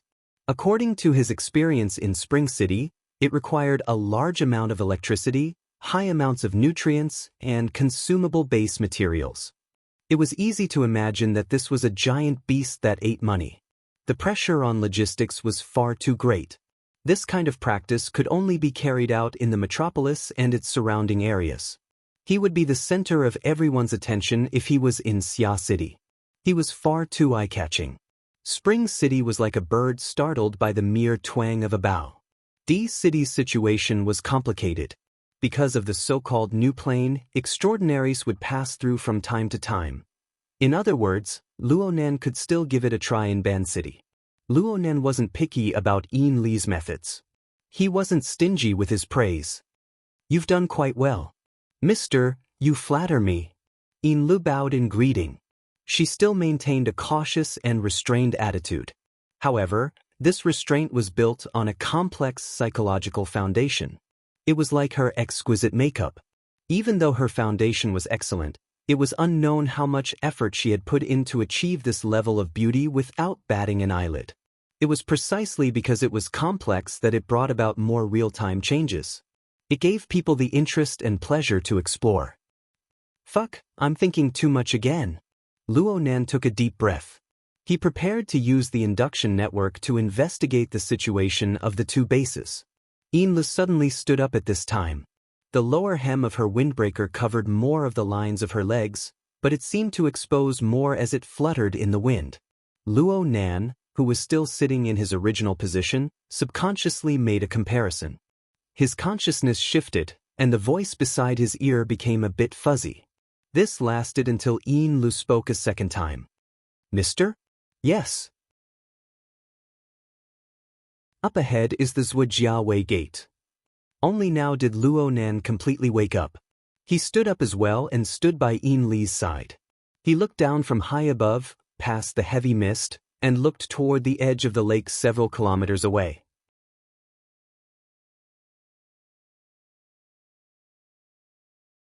Chapter 740. The reason why the camphor tree had its back to Luo Nan was because this camphor tree possessed an extremely human-like appearance. Its crown and branches were naturally shaped as it grew. Looking from afar, one didn't need too much imagination to be able to see an awe-inspiring appearance similar to that of an arhat or a heavenly king in a temple. Many years of growth had caused the main trunk of the camphor tree to diverge. It was like two thick legs standing upright on the ground. It also had an enormous, clearly defined head. That was the crown of its trunk. In addition, there was a cluster of well-developed side branches that extended over a dozen meters. It was like a thick arm that was stretched out horizontally. This arm was placed horizontally above the seemingly tranquil ripples of Beishan Lake. The lake water rippled slightly. It vibrated back and forth with the granite patterns of the breakwater that resembled a city wall. There were slight twists and turns, but it didn't cross over this horizontal extension of the thick arm. This is the Zhujiawei Gate? During the Third World War, the earthquake caused the topography of the mountain to change. The flood from upstream poured down in torrents. Soon, it submerged the ancient capital and forced the other cities downstream. But due to topography, coincidence, and other reasons, the flood, which could have caused even greater destruction, stopped here and didn't advance any further. It formed an enormous dammed lake. Although there were many dangerous situations in the following decades, the lake water generally stopped behind this camphor tree. It didn't advance any further. The citizens of Osaka City believed that this tree was mystical, so they used the local folklore to name it Way Gate. The general idea was that it was an imperial bodyguard that guarded the royal court, and it is rumored that the seed of this tree was transplanted from the sunken Saga County of Kyushu Island. In ancient times, Saga was called Saga, so it was called the Zujia Way Gate. Luo Nen already had a preliminary understanding of the concrete information through his own observations and the information provided by Yin Lu. But listening to Yin Lu narrate the rather mystical legend like she was telling a story was still a relaxing experience. Looking at the Zujia Way Gate now, it really did seem like a powerhouse with a thick and sturdy body. It exerted force with its arm horizontally, forcefully stopping the boundless water waves. And it had its back to the lake's surface, disregarding all threats. It was extremely bold and powerful. It had a sense of beauty. Of course, it was impossible for the government of Osaka City to completely entrust the safety of the city to a camphor tree. According to the records, when the city of Ban was first established, the builders built a series of dams and other water conservancy projects behind this big tree, completely controlling the possibility of the North Mountain invading Hunan. The semi-abandoned hydroelectric power station that Luo Nan would soon be heading to was one of the results of that time. The designer of the water conservancy project must have taken into account the beliefs of the people. When building the dam, he left plenty of room for the camphor tree to grow. The divine tree didn't stand on ceremony either. Not only did its thick roots penetrate deep into the ground, a considerable portion of them also extended above the ground. Green moss covered the surface of the tree, giving it an ancient appearance. Yin Lu continued, "Actually, this tree isn't that old, only about 100 years old. However, its growth is very vigorous, and it's even larger than some 1,000-year-old trees. Logically speaking, there should be some abnormalities. It's just that the plant's mutation is relatively mild, and Osaka City's government didn't find any obvious problems after monitoring it for a long period of time, so they left." Luo Nan gazed into the distance and muttered, "The incense is quite exuberant." It was around 8 o'clock in the evening, the time when the citizens would go out and relax. Quite a few residents and tourists came before this camphor tree. According to the local custom, they would go before the tree, high-five, and put their palms together in respect. The stream of people under the tree maintained a relatively plentiful state. They came in an endless stream, and it really did look quite intimidating. Yin Lu flipped through the information and applied what she had learned. The locals usually worship the gods in the morning, but according to legend, when the flood arrived behind the Zujia Gate, night had fallen. Therefore, the people believe that the power of the Zujia Gate is more abundant at night, and the worship is done after the sun has set. If it was daytime, there wouldn't be so many people. Luo Nen nodded slightly. He couldn't blame the citizens of Osaka City for offering large amounts of incense and faith. This camphor tree really did have a bit of spirituality. Its vitality was exuberant to the point that it was shocking. It was able to absorb large amounts of nutrients from the surrounding earth, the air, the water behind it, and even more distant regions. It was able to effectively distribute these nutrients to its roots and branches. At the same time, it was able to restrain itself, forming a healthy symbiotic relationship with its surroundings. This was already a realm that ordinary plants couldn't achieve. It was basically the truth to say that it was a plant-class mutant. In addition, there were even more special places. Right now, the yacht was very close to the dam. It couldn't go any closer, so it temporarily dropped the anchor and stayed on the water's surface. Luo Nen used his sight and mental senses to observe from this position. He was silent for a long time. Yin Lu cooperatively stayed silent for a period of time. But a few minutes later, she saw that Luo Nen continued like this. She couldn't help but ask softly, "Mister, is there a direct relationship between this camphor tree and that person's tracks?" The so-called person was none other than Snake Tongue. Yin Li's initial goal in coming to Osaka City was to help Luo Nen search for traces of Snake Tongue's body. Snake Tongue was a famous curse master of the inner world. Last year, she went to Xia City in an out-of-body state to cooperate with headquarters in an operation to try and harm Luo Nan. Later, the operation failed, and many people saw Luo Nan use a secret technique to capture her. But no one knew whether she was imprisoned or killed. Therefore, Yin Lu and Mrs. Halder weren't the least bit surprised that Luo Nan wanted to search for Snake Tongue's body. As for what Luo Nan was going to do with Snake Tongue's body, whether it was whipping corpses to vent his anger, threatening and torturing them, or using them as medicine, it was none of their business. Being able to consolidate and deepen their relationship with Luo Nan through these matters was the most important thing. Yin Lu didn't just want to give Luo Nan a good impression through doing things. Before coming here, she and Mrs. Halder had devised quite a few plans on how to improve their relationship with Luo Nan. Over the next few days in Osaka City, she would verify each plan one by one to see which would produce better results. Judging from the situation just now, Luo Nan wasn't completely indifferent to some of her methods. He wasn't angry either. This was a good start, but what to do next to be just right was still a difficult problem that she had no confidence in. She had no choice but to try. Yin Lu cast her gaze toward Luo Nan once more. Luo Nan was still looking at the camphor tree in the distance, as well as the figures moving under the camphor tree. He was extremely focused. Yin Lu couldn't guess what sort of scene would appear in his eyes and mental senses, but it made her even more curious. Luo Nan was undoubtedly a mysterious and powerful person. But the deeper she understood, the more she understood that in a certain sense, this person was just a simple and even pure youth. Powerful strength, malicious intent surrounding him, endlessly pushing him through dangerous trials, special experiences during his childhood, good family education. All sorts of complex and contradictory conditions were mixed together to form Luo Nan's special personality that was close to having a split personality. To develop a relationship with such a person. Furthermore, she was in a lower position, so it wasn't easy for her to fawn over him.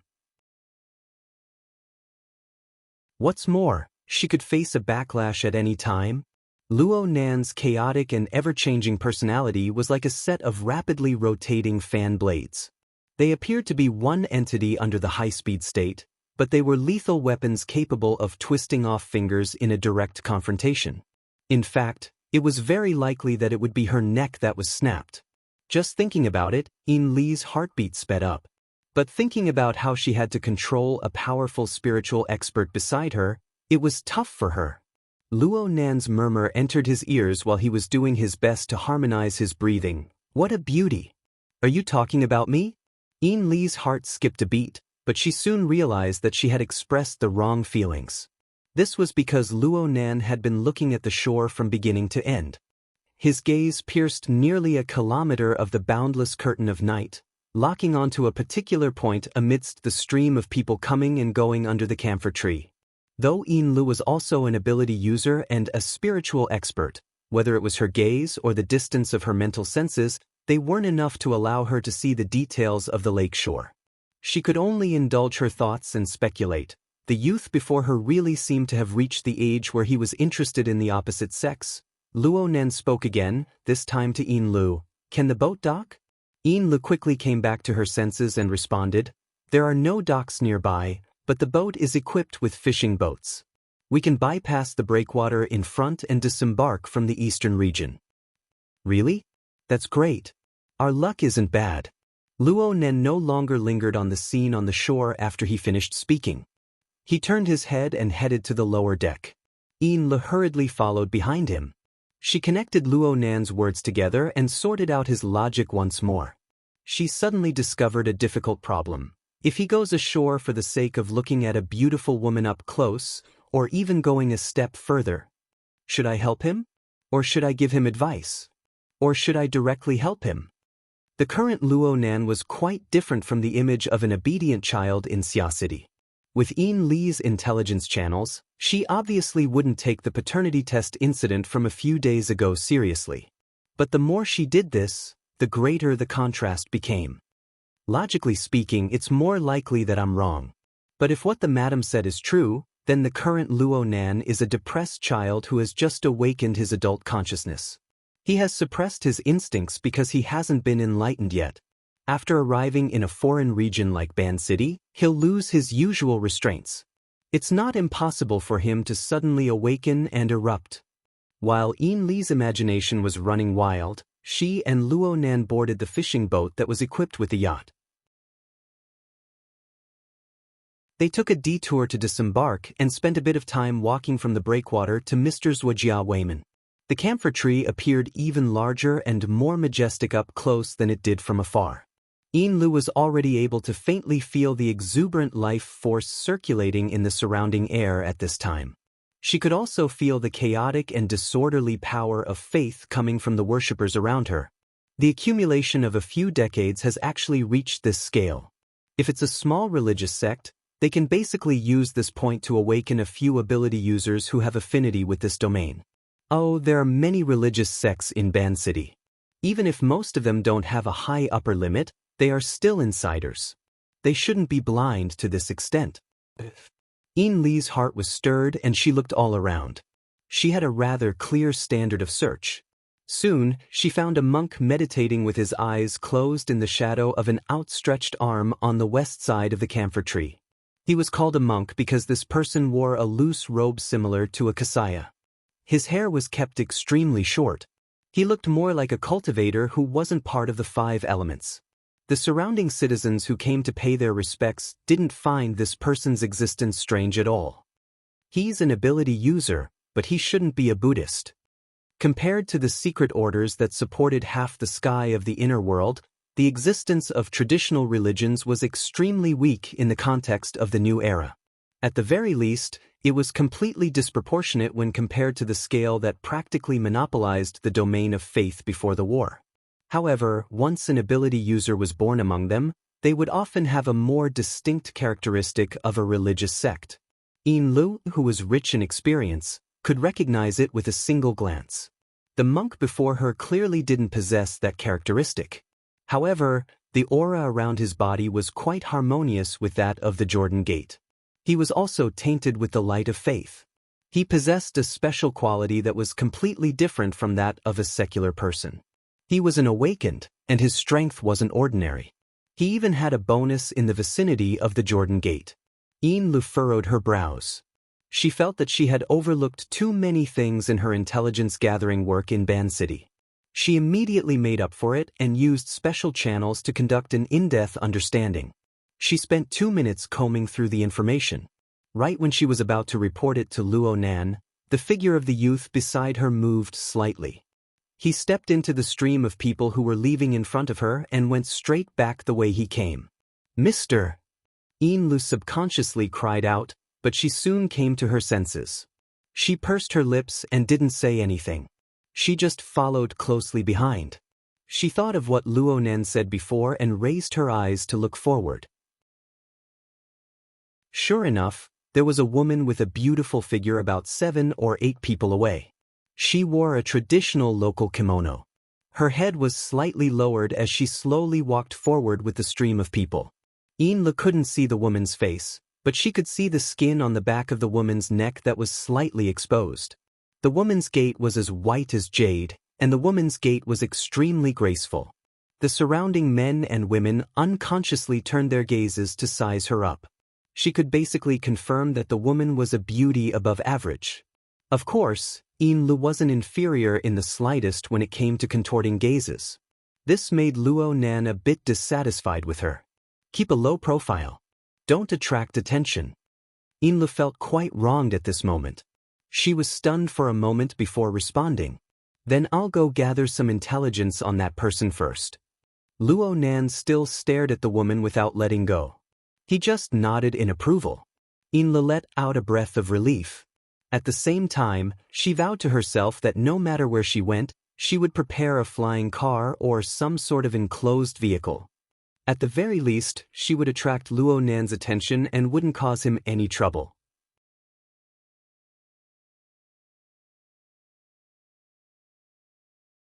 Chapter 741. Osaka was a city rebuilt on the ruins. Due to geographical reasons, it was sandwiched by Beishan Lake and the Southern Bay, forming a barbell-like city layout. Beishan Lake was the northernmost part of Osaka, but the southern shore of Beishan Lake was definitely not. There were still a considerable number of residential facilities around the south-central area of Beishan Lake, and a considerable part of them were high-class residential areas. Don't be surprised why people would still build mansions here under the threat of the mutants. Basically, a considerable number of important people in Osaka used this place as a hunting villa. Especially in the past few years after the birth of the Deep Blue Walkers, the world government had basically turned from defense to offense in the wilderness. As the threat continued to decline, the high-level social mode of hunting around the lake became popular. However, this season was just the gap between the spring and summer hunting, and the hunting villa community by the lake seemed empty, with few pedestrians and relatively deserted.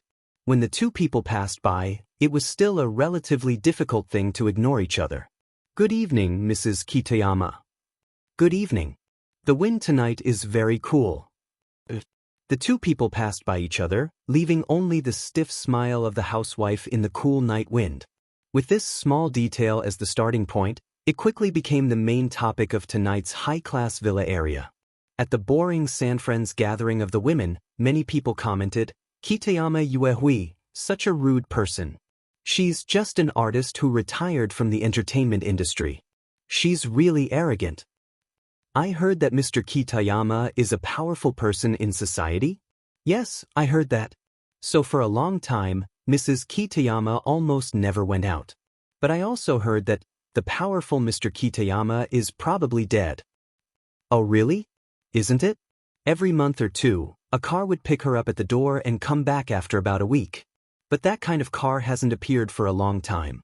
Osaka has been cracking down on societies recently, and it is said that many people were hospitalized and then died." Oh, so that's how it is. Then Mrs. Kitayama has been going to Mr. Jorgaman's place recently. She's going to pray, and it may be a fleeting future. Here, maybe we will soon lose sight of her. Whispers of surprise and excitement could be heard, or they could not be heard. Perhaps Beishan Yuehui, who was at the center of the discussion, could hear it, or could not. For now, she was still walking at an unhurried pace, maintaining a calm and indifferent attitude as she walked along the narrow but tidy tree-lined path. After all, it was getting late. Life in the major commercial and entertainment districts of Ban City had just begun, but for the people in this community, it was basically time to rest at home. The further they walked along the boulevard, the fewer people there were. In the end, after walking for more than 100 meters, they didn't see a single person. However, right at this moment, Northmont Shuehui arrived at his own doorstep. The AI butler detected her vital data, and the security system opened the door. "You are back, madam." Beishan Yuehui silently walked into the yard. She still walked at the same pace as before, passing through the exquisite front yard. A gentle breeze blew, and the short shrubs and red-edged maple leaves in the yard rustled, welcoming their mistress home. The door to the main house opened as well. Beishan Yuehui walked to the entrance, put down her handbag, and bent down to change her shoes. At this moment, the lights in the house suddenly flickered, and the AI butler spoke again. "Sorry, there is some trouble." The voice was cut off, and the lights in the house were completely extinguished. Beishan Yuehui straightened up, stunned. But before she could react, a figure suddenly rushed in from outside the room. The moment he rushed into the door, he tightly stuck to Beishan Shuehui's waist without leaving any gap. At the same time, he stretched out his elbow across her shoulder, across her throat, and then pulled back, firmly jamming her windpipe and preventing her from making a sound. "Mrs. Beishan, poor woman, don't panic, I am here to help you." The voice of the intruder behind her was hoarse, and he breathed heavily. His hot breath rushed past Beishan Yuehui's ears. It had nothing to do with physical strength, but a natural reaction after the secretion of hormones. "You have lost the care of a powerful person, haven't you? Without a backer, how can you maintain such an elegant and leisurely life? The future is simply a foreseeable tragedy. Come, I am here to help you. I don't need to do anything extra, just treat me the way you treat that person." Sensing that Kiddushin Yuehui's resistance was very weak, The intruder turned her around, still clutching her throat with his hand. With the help of the moonlight shining in from the window, the intruder admired the beauty's delicate face, which was stiff from fear. Yes, this was the face. He had been spying under the camphor tree for a whole 2 months.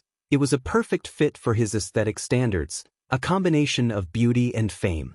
Although in the industry, this woman was also a relatively low-key type, but after more than 10 years of acting career, she should have many fans. Countless people could only look at her, but they would soon moan and beg under his body. Wasn't this the biggest source of motivation for him to become an ability user, to become a powerful person, and to be willing to work hard to cultivate? Now I am also such a person. The dim light of the emergency light in the corner of the wall reflected the intruder's face. This face had already assumed a pious and profound cultivation style, and he had been sitting under the Zujia guard gate intermittently for nearly a year. At this time, he was still wearing a loose robe, but he quickly tore it off impatiently. "Mrs. Beishan, remember me? I am Okano Soichiro." The fake monk, named Okano Soichiro, was too excited. When he tore off his own clothes, he actually gave Beishan Yuehui a chance to struggle. This woman, who was dominated by fear, somehow managed to escape from his grasp. She staggered backward, but her hind leg tripped on the corner of the entrance, and her body fell backward, falling heavily on the tatame. Okano Soichiro thought that Beishan Yuehui was going to scream, so he quickly rushed forward. But the expected scream did not come. In front of him, Beishan Yuehui was like an exquisite doll, only opened her eyes wide in fear. The lower hem of the kimono was stretched out by her naturally spread legs, and above her snow-white feet was the skin of her calves that was in no way inferior or even smoother. This posture was slightly inelegant, but it was more suitable for the current situation, and it was an appropriate way to show off her beauty. Okano Soichiro was a little surprised, and the flames in his heart rose for the second time, crackling. He couldn't help but praise in his heart, "She really is worthy of being a senior mistress who has followed a powerful figure for many years. She knows how to use her capital to avoid greater harm. This is even better." Okano Soichiro was really about to explode. He quickly threw the loose robe that was in the way to the side, revealing a strong body that was only wrapped in the lower half. "Mrs. Beishan, you have done well. From tonight onwards, you will live a new life, and it will be more comfortable than before. I, Okano Soichiro, a senior cadre of the All-Spirits sect, a person who is close to the gods, a person who is close to the gods. The so-called powerful figures of the underworld are not even worth mentioning compared to me. Come on, Mrs. Beishan, you can continue to do it, and show me what you are best at." Kitayama Yuki didn't completely listen to the intruder's request. Perhaps fear had completely seized her soul. She just sat on the tatame, half propped up with her elbows, and stared blankly at the fake monk under the faint light. If there was any movement, it was probably the light pink lipstick on her lips, gently opening and closing as she murmured something. At first, Okano Soichiro thought that she was begging for mercy, but the next second, he heard part of the words clearly. "It's the life curse, the worldly love curse, and the great equality curse. There is no difference between the heavenly awakening myriad spirits. Like life and hate death, all living beings are the same." In fact, Kitayama Yuki's voice was very soft, and her lips were not visible. If it were any other words, it would be very difficult to distinguish. But Okano Soichiro was too familiar with this part. He was stunned at first, and then he couldn't help but laugh. Wasn't this the prayer of the All-Spirits sect? This set of prayer was obviously adapted from Buddhist scriptures, and the editor was quite insincere. However, within the scope of the spiritual light of the Sakavai Gate, it was indeed quite efficacious. If not for this, who would pay attention to ability users like them who had their eyes on the top of their heads?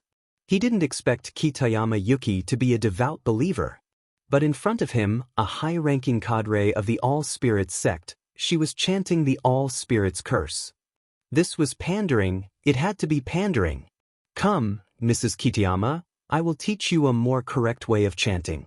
I will show you a miracle and let you see a new world." Okano Soichiro thought that it might be interesting to put on a preaching act. But after saying so much, he was already parched by the flames in his body. He couldn't hold it in any longer. He took a step forward, reached out, and grabbed the front of Kitayama Yuki's dark blue kimono. He tore it, along with the inner lining, and even loosened the belt. Kitayama Yuki's loosened collar didn't expose too much, but the clear and perfect collarbone was another part of the sexiness of a mature woman.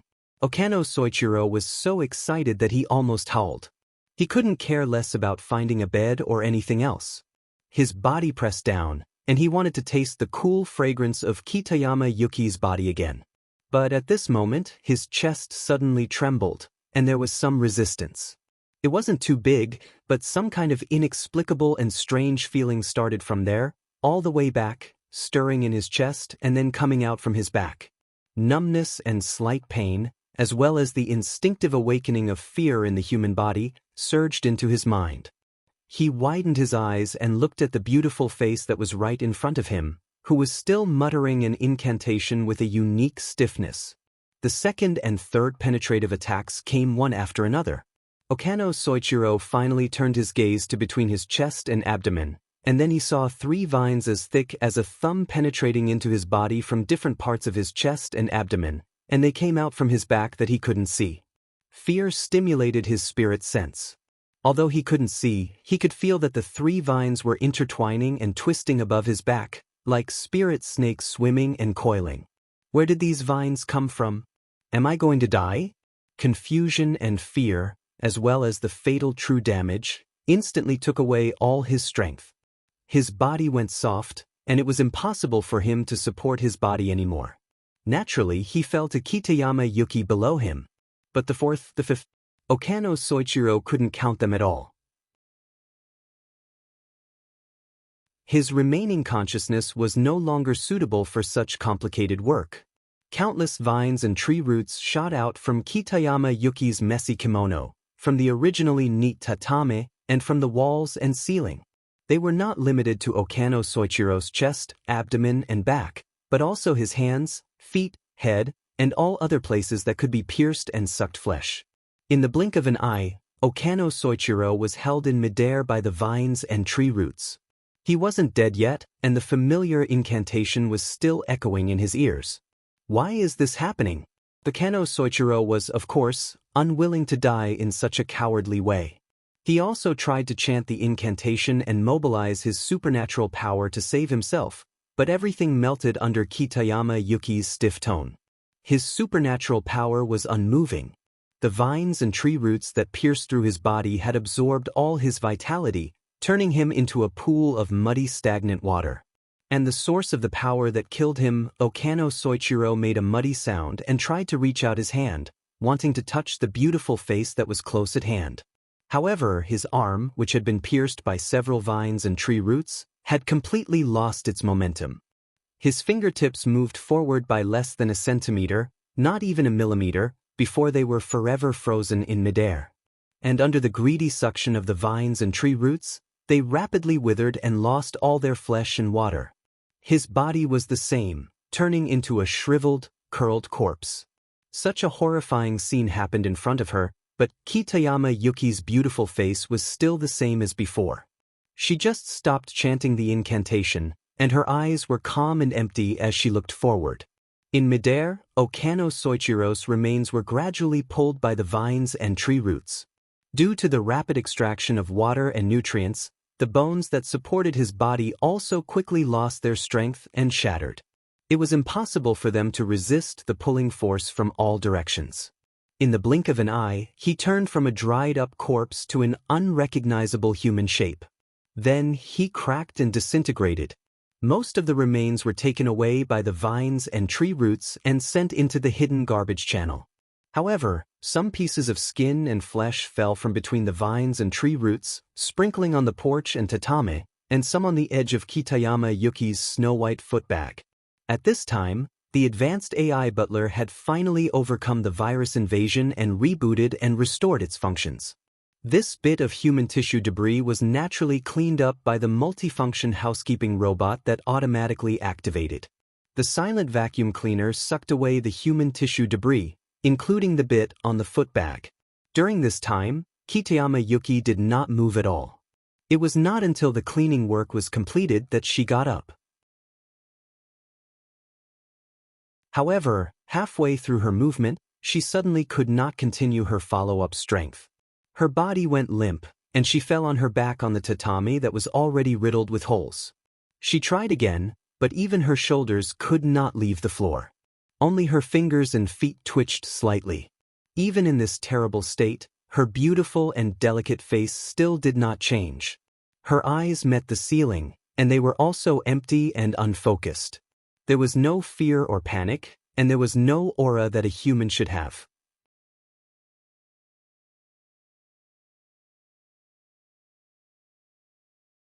Chapter 742. The AI housekeeper's simulated personality was that of a mature and considerate man at home. His voice was gentle and gentle. His announcement was done step by step and carried a sense of leisure. However, the main hall and the entrance were still in a state of being riddled with holes from the piercing vines and tree roots. The mistress of the house was lying on the ground.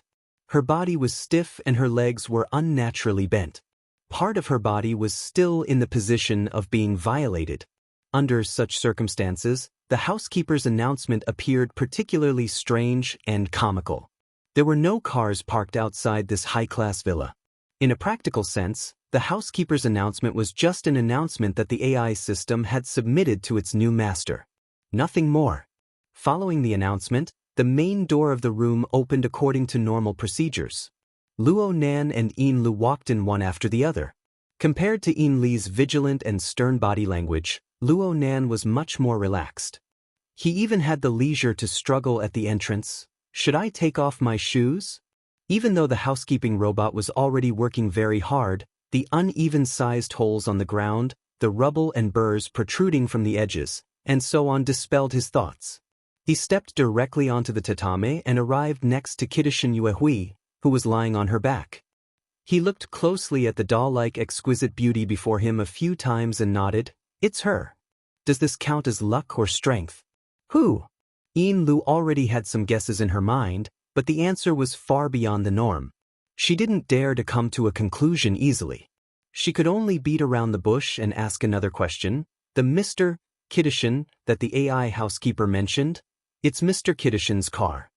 Luo Nan corrected the key details seriously and considerately extracted the key information from the AI housekeeper system using the external neuron and displayed it through the projection. Anyone with a bit of common sense in this field would be able to clearly distinguish that the reference database in the system's backend was absolutely not a face or a human body's characteristic vector. The code inside didn't have the corresponding keywords at all. What appeared instead was just as Luonan said. It was more like a car and its license plate, plus a special electronic signal. Luonan spread his hands.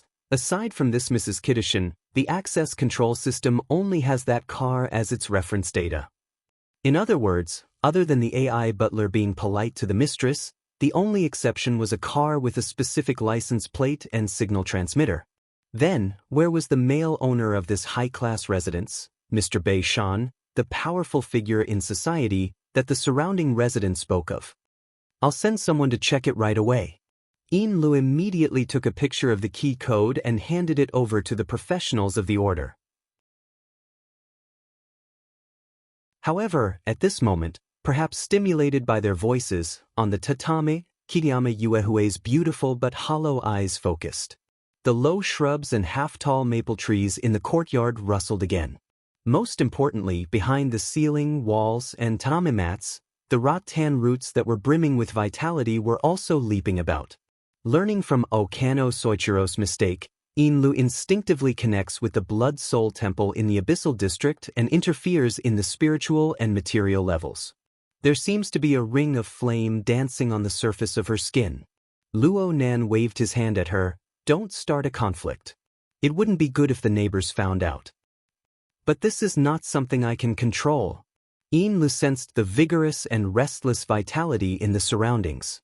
She felt quite awkward. She was a secretary, so of course she knew that the boss could issue some unreasonable instructions at any time. How to execute them and effectively buffer them was a field of study. The problem was that there really wasn't any leeway for buffering in the current situation, but in the blink of an eye, Inla discovered that she was overthinking things. Luo Nen really didn't have the self-awareness of being a boss. He did things more personally. The youth snapped his fingers. He probably felt that this would make him look quite handsome. After a pointless show-off, a powerful and inconceivable supernatural power drove him. Inla saw the rattan roots that had been accumulating power at the edges of the holes seemingly shiver in unison. They froze for at least half a second before they began to withdraw to a more concealed place. The restless vitality that gathered in the surroundings also transformed into scattered fluctuations that receded into the distance like a receding tide. "Mister? That person won't disturb us for a while." Luo Nan squatted down beside Beishan Shuhui. He extended his hand to touch that exquisite and enchanting face. At the same time, he chatted with Inlu. It's very normal for a mutant to be powerful. But to be able to achieve a state of symbiosis with all kinds of vegetation within a diameter of 20 kilometers and divide them into orderly levels. They can rapidly exchange information, effectively transmit all kinds of nutrients, and continue to push the level of life. This kind of method already possesses a relatively solid social nature. I've only seen similar examples in the Vulcan ant colony. It doesn't matter if there's someone guiding it during this process. Mr. Jordan Wyman is quite amazing. Luo Nen even used his other hand to pat the tatami as he spoke. This could be considered a friendly greeting to the mutant camphor tree that was currently avoiding this dangerous area. That's right. You give me face, and I won't destroy the vegetation kingdom on the southern shore of Beishan Lake that you've built with great difficulty. You can also continue to be the king and god within this 300 to 500 square kilometer area. Yes, Mr. Jordan Wyman was able to achieve this scale. This was directly related to his low-key and pragmatic attitude. It seemed that he was very good at cooperating with others. He was willing to listen to others' opinions, and he was able to distinguish when to seize the center position and tyrannically abuse others, and when to retreat to the corner to develop wretchedly. He wasn't like the Vulcan ant colony. They relied on their innate talent to forcefully open up their base and show off their operations. No one could blame them for being harvested batch after batch. Regardless of whether it was Luo Nan's explanatory words or the deeper meaning behind his words, Inla had a certain difficulty in understanding them. She could only discuss the matter as it stood. "Mister, are you saying that the aberrant camphor tree is playing tricks behind all of this? It controls the surrounding vegetation and this Mrs. Beishan?" Inla cut off the second half of her sentence when she spoke up to this point.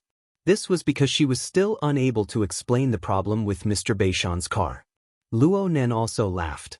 Mr. Jordan Wyman is an expert in transforming plants, but he's suddenly jumped to a higher mammal. Moreover, he looks just like a normal person. Isn't it too horrifying to consider this? Inla felt that her response was like that of a new graduate. Other than saying yes, she didn't have any other value to her existence. This made her feel a bit frustrated as well as a rapidly soaring sense of crisis. If she kept wandering outside of her boss's core thoughts, then her job as a secretary would most likely end. She wouldn't be able to achieve the more difficult goal of deepening relationships. This didn't make sense. Inlu had always felt that she was a smart and astute person. Even in front of Mrs. Halder, she could still do the work of a good advisor. But beside Luo Nan, when faced with this youth's leaping thinking pattern and his unpredictable temperament and attitude, it was far too difficult to form a response. Could it be that her plan's positioning was still lacking? Luo Nan didn't care about what Inlu thought. It was quite refreshing to capture his target in one go, but the follow-up verification work needed to be done bit by bit. His fingers moved down from Beishan Shuehui's head to her neck and shoulders, as well as the slightly exposed skin of her chest, in a circular motion. During this time, Beishan Shuehui, who was lying on the tatami, had her fingers and toes twitching. She seemed to be resisting, but she was more like a machine that had lost its power source. She was unable to complete a complete movement. She could only let Luo Nen do as he pleased. All of this fell into In Li's eyes. She gaped, but she couldn't help but think of the problem of having 3 helpers. But right now, she decided to be mute for the time being. After touching for a while, Luo Nen didn't even turn his head. He waved his hand at Yin Lu. "You come touch as well." After a moment of stupefaction, Yin Lu earnestly performed her duties as a secretary. She listened to her boss's words and walked to the other side of Beishan Xuehui's lying body. She knelt on one knee and extended her hand to touch the snow-white skin. Luo Nen pointed from the side. "Don't just touch her chest. Touch her face as well. Don't you feel that her body is a bit skinnier, but her face is a bit more vivid?"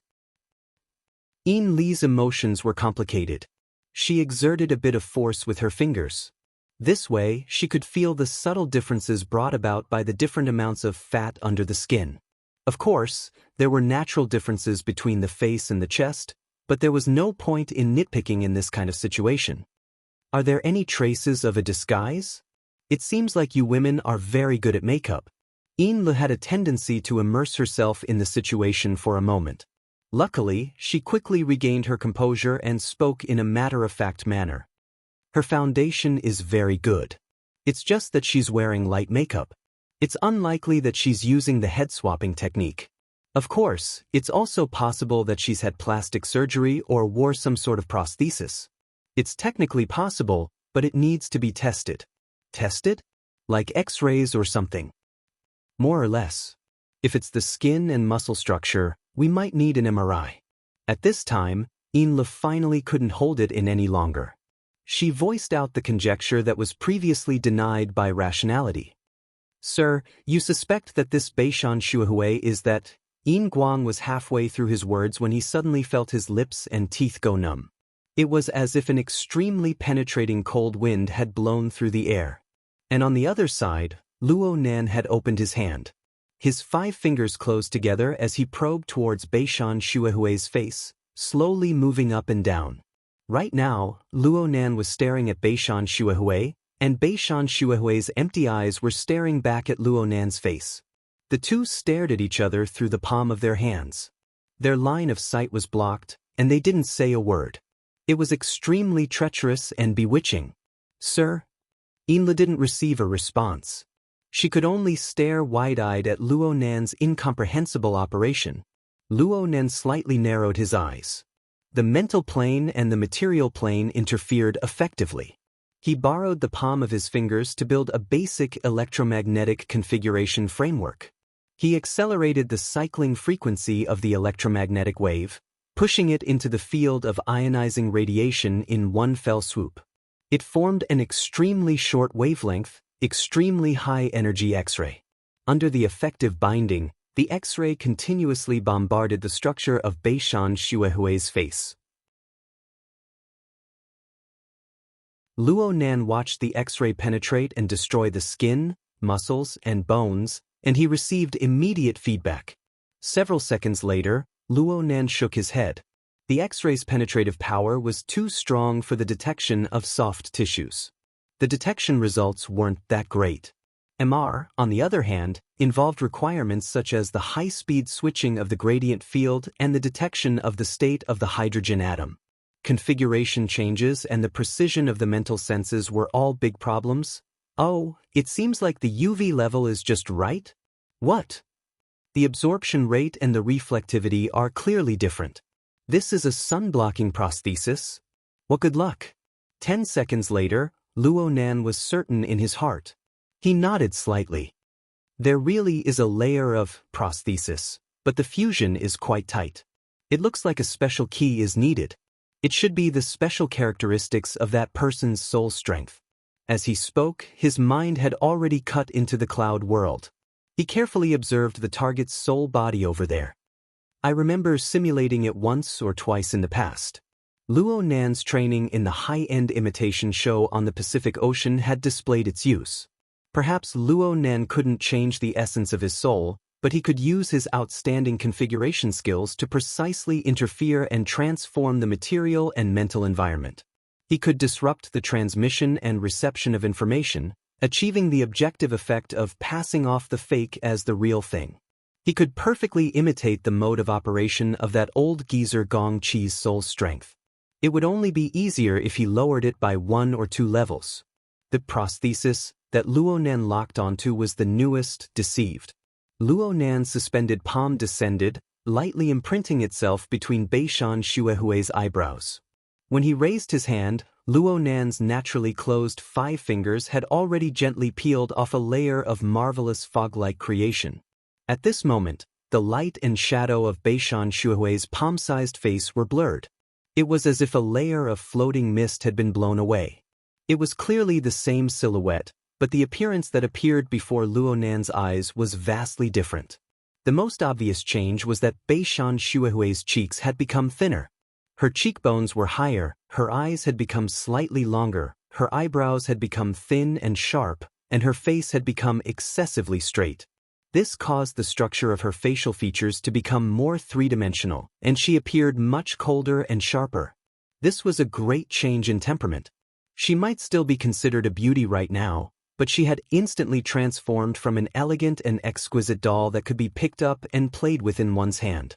She had turned into a cast-iron sculpture that had fallen to the ground, but there were still remnants of her dignified bearing. It was to the extent that her basic silhouette hadn't completely changed, but she looked like a completely different person.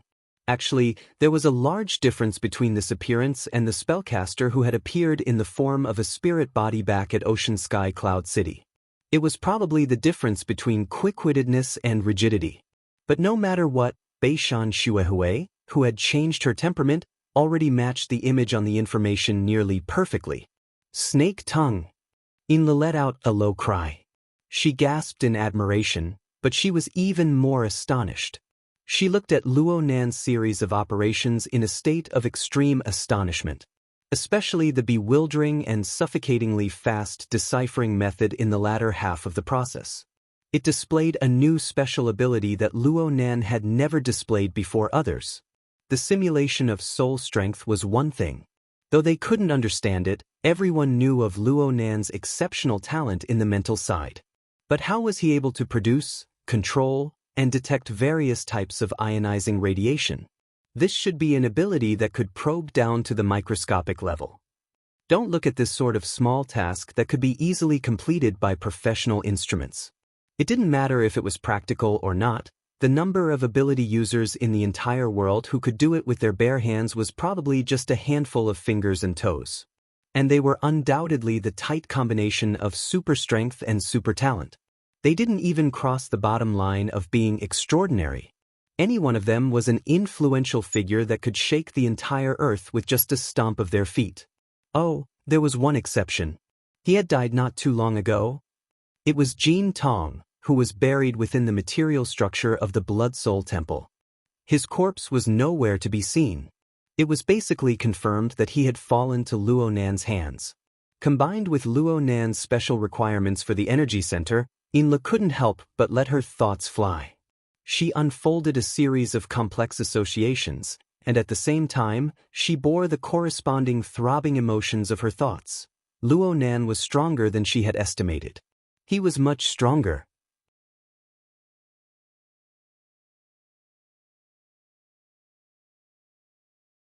Chapter 743. Chapter 463. The Truth. What is this? Luo Nan lightly clenched his fist. The strange object in his palm was like a semi-condensed mist. It was none other than the prosthetic body he had peeled off from Snake Tongue's cheek. It felt substantial to the touch, like a ball of fine yarn, but when he let go of it, it could float in the air on its own. Moreover, it could continuously absorb water from the air. When it absorbed a certain amount, he could even hear the gurgling sound of water. When it accumulated to a certain stage, it began to evaporate and disperse. It was very interesting. Of course, the most amazing thing about it was that it could seamlessly fuse with the flesh and blood of the human body under the interference of soul force, forming a layer of natural skin that was transparent from inside out. The structure of the pores, blood vessels, and other structures could all be flawless. It was simply a divine tool for disguising one's appearance. The information on Snake Tongue didn't contain any similar information. However, such a special object was also famous in the inner world, so Inla definitely knew about it. It should be the Veil of Concealment. Due to its special material and effects, it is publicly recognized as a strange object that doesn't belong to this era. Luo Nan blinked. This is the Veil of Concealment? The one that is on par with the Veil of Silence, in the hands of the Deputy Secretary General of the headquarters, Gong Qi. He had seen similar words when he was tracking and monitoring in the cloud, but he didn't have a deep memory of it. Lu was very familiar with it. The muslin of concealment conceals one's appearance, while the muslin of silence conceals one's spiritual body. It is said that the combination of the two is the complete appearance of the mystical creature. It is said that it can completely hide a person's traces in the world. Even if an extraordinary is nearby, they will not be able to detect it. It can be said to be one of the strongest assassination tools. No wonder, Luo Nan muttered to himself. In this way, Snake Tongue's participation in the hostile actions against him had a direct relationship of interest. Looking at the subsequent developments, it was clear that Gong Qi had only thrown out the bait and had no intention of letting it go. Perhaps he had the intention of fishing back. However, that old thing did not expect that the little fish would be eaten by the big fish after eating the bait. As a result, he was directly pulled into the puddle, unable to struggle out. Luo Nan subconsciously squeezed the mass of mist until his palm became moist and beads of water dripped down. Only then did he loosen his grip. Seeing that he was lost in thought, Lu curiously asked, "Sir, what did you say?" "Oh, it's nothing. I'm just curious how this thing was made." It's precisely because they can't understand that they're called not belonging to this era. Many people believe that it isn't a man-made product, but rather a natural product from a plane like the Deep Blue World, or perhaps a special remnant of a dead mutant. When did the Veil of Concealment and the Veil of Silence separate? Well, it seems like it has always been in a separate state. Then how can you be sure that they are a set? Lu was in a sorry state after being attacked by the curious baby. She could only make guesses. It's probably from the function, and the appearance is indeed similar. Oh! In the end, Luo Nan didn't ask any further questions. He just squeezed the watery muslin in his hand a couple more times before letting go. He let the muslin of concealment float in the air, and his attention returned to Snake Tongue, who had already revealed her true appearance. Lu sighed inwardly. She half changed the topic and half sighed ruefully. Snake Tongue's move is like the legendary painted skin story. No, if it's in Ban City, it should be the legend of the Bone Lady. Bone Lady? It's the folklore of the archipelago. The general idea is that a woman who was humiliated and bullied in her life would turn into a malicious ghost after her death in anger. Because her flesh and blood would turn to ash, only a pile of bones would remain. Therefore, she would use the skin of a beautiful woman to disguise herself and take revenge on men with vile characters. Snake Tongue isn't someone who was humiliated and bullied. Of course, it's hard to say now. Lu blinked. She still didn't quite understand Luo Nan's words. However, she was soon ordered by Luo Nan to search the entire residence for all sorts of clues. As for Luo Nan himself, he remained at the mysterious gate. He sat on the tatami in front of Snake Tongue, his chin resting on his hand as he pondered. Lu, who was searching the residence, passed by the living room a few times. Luo Nan didn't always maintain that posture. He had already opened the virtual work area, observing and drawing Snake Tongue. That's right. He was using Snake Tongue as a model, a continuous sketch or sketch. It was most likely the latter. This was because Luo Nan had changed locations several times in a short period of time. The angle of the drawing in the virtual work area was constantly changing. On the other hand, Snake Tongue kept twitching in place until she exhausted the last bit of her strength. She fell completely limp before Luo Nan's eyes. Lu couldn't help but feel that if she had a video camera in her hands, she would be able to completely record the scene from before. She wouldn't need to edit it at all. It could be considered a horror film. She was really unable to understand Luo Nan's logic. She could only earnestly do what Luo Nan had arranged. She wandered around the various areas of the residence for around half an hour before returning to report. "Sir, we've discovered a life support system in the basement. There's also an ice coffin." The reserve nutrient fluid within the oxygen chamber and the automatic circulation system have been completely used up. The ice coffin hasn't been used yet. And there's a curse barrier in the basement, but it has already lost effectiveness. There are also traces of rattan roots piercing through.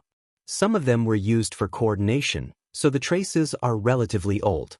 Some of them were used for destruction, so the traces are relatively new. So, Inlu paused for a moment. She saw that Luo Nen didn't express anything, so she continued speaking. So I have a preliminary guess. Snake Tongue and that Mr. Journeyman once had a close cooperative relationship.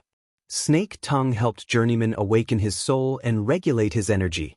And Journeyman provided protection and nutrients to Snake Tongue's body after her out-of-body state. However, Snake Tongue's out-of-body state this time was far too long. It exceeded the normal range, causing Mr. Journeyman, who protects Sakura City, to develop some sort of malice. At the very least, he slacked off in his work related to providing nutrients. Luonen didn't comment on the logic of Yin Li's speculations. He just mentioned, there's also the Myriad Spirit Order. Yes, there's also the Myriad Spirit Order. Yin Li didn't make a light judgment on this matter. The clues were truly too tangled. The incantation Snake Tongue chanted was the common prayer of this order. And then Journeyman appeared and killed a high-ranking officer of this order. And this high-ranking officer was someone who cultivated under the tree for a long time. It seemed that he had a close relationship with Journeyman.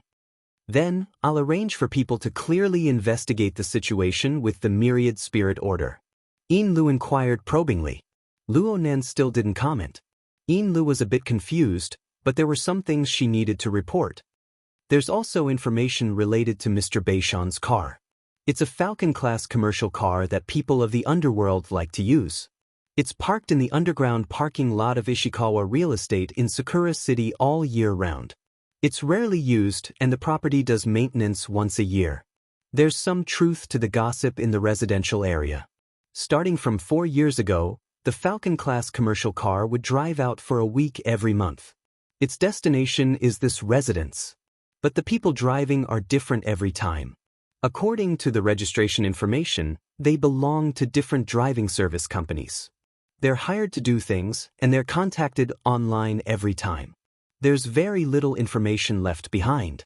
As for the deeper details, we'll look for the hired drivers to confirm. Luo Nan went, okay. Then he shook his head. Mister? Yin Lu was about to be crushed by her doubt into depression. The rest are just insignificant details. Luo Nan extended his hand and fiddled back and forth in the virtual work area. The dozen or so sketches he had done revolving around Snake Tongue in the past half hour were switched back and forth with the movements of his fingers. His hands moved, and he spoke absent-mindedly. Right now, we can basically confirm that Snake Tongue has North Shan Shuehue's identity. She's managed a hiding lair for herself.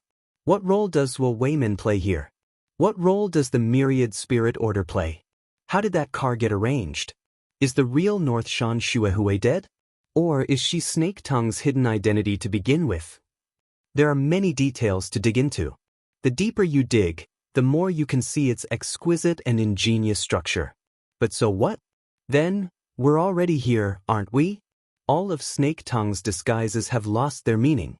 Her suspected collaborator, Mr. Zhuo Weimin, has also given up on this place. We hold her life and death in our hands.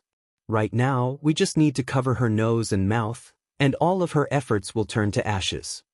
Yin Lu was speechless. It was true that Luo Nan's tone was absent-mindedly, but she couldn't mistake his particularly serious gaze. She didn't doubt in the slightest that this youth would carry out these words without the slightest hesitation if necessary. From this, it could be seen just how intense Luo Nan's hatred towards Snake Tongue was. All of this was because of the building in Xia City known as the North Shore Gear. No, it would be more accurate to say that it was because of the deep foundation of Luo Nan's core, the concept mask. It was a special familial love that he longed for immensely but was destined to never be able to recover. Yin Lu lowered her gaze. She didn't dare to look Luo Nan in the eye, but Luo Nan's voice continued to transmit into her mind. Snake Tongue has done everything perfectly. Full marks for logistics arrangements. Excellent tactical design. However, she made a fatal error in her judgment of the most crucial link of the overall situation. She didn't clearly see the mission provider at the start. She misjudged the ultimate goal of the mission at the end, which was me. The start and the end were a complete mess. She didn't have a way to deal with a powerful enemy that transcends her scope. Her judgment of the overall situation was naturally abysmal. So what if the details in the middle were perfect? Lu raised her eyelids slightly and her lips parted slightly. She wanted to say something along the lines of, "Mr. is right." But what she saw next was Luonan pulling out different sketches one after another from the virtual work area. Some of them had concrete images. Some of them were just abstract silhouettes. In total, there were over 20 sketches. Right when she was baffled, she saw Luonan wave his hand in a casual manner. The vast majority of these sketches in the virtual work area flared with the special effect of flames. Then they were annihilated into nothingness. This was a sign that the system had completely deleted them. Mr. Lu was completely confused. Jian isn't far. You need to take this as a warning. Luonan's eyes were exceptionally bright and clear before the flames ignited in the virtual work area. He laughed once more. I was lazy and didn't add the most important parameter. Luckily I haven't handed in my homework yet. Otherwise it would really be ugly. Luonan spoke words that Lu didn't understand at all. He stood up and walked outside. Let's go. We need to work overtime tonight. Lu completely gave up on understanding Luonan's thoughts. She just followed him. But when she saw Snake Tongue lying at the edge of the entrance, she couldn't help but ask for instructions. I'll send people to move Snake Tongue. No. Don't worry about her. Luonan waved his hand and the veil of concealment, which was floating beside him, was cast back onto Snake Tongue's face. It automatically followed the previous settings and transformed into Northmont Shuehui's exquisite and enchanting face. Even though I don't want to say it, it's really too much of a pity to destroy such an exquisite and ingenious setup. Don't you think so? You're tuning in to the Dreamy Chapters YouTube channel. We're so grateful for your support and don't forget to subscribe to join us on this incredible journey through captivating stories. Your generosity through donations truly makes a world of difference, as it's the primary source of revenue that allows me to expand and enhance this channel for you. Thank you from the bottom of my heart for being a part of this adventure.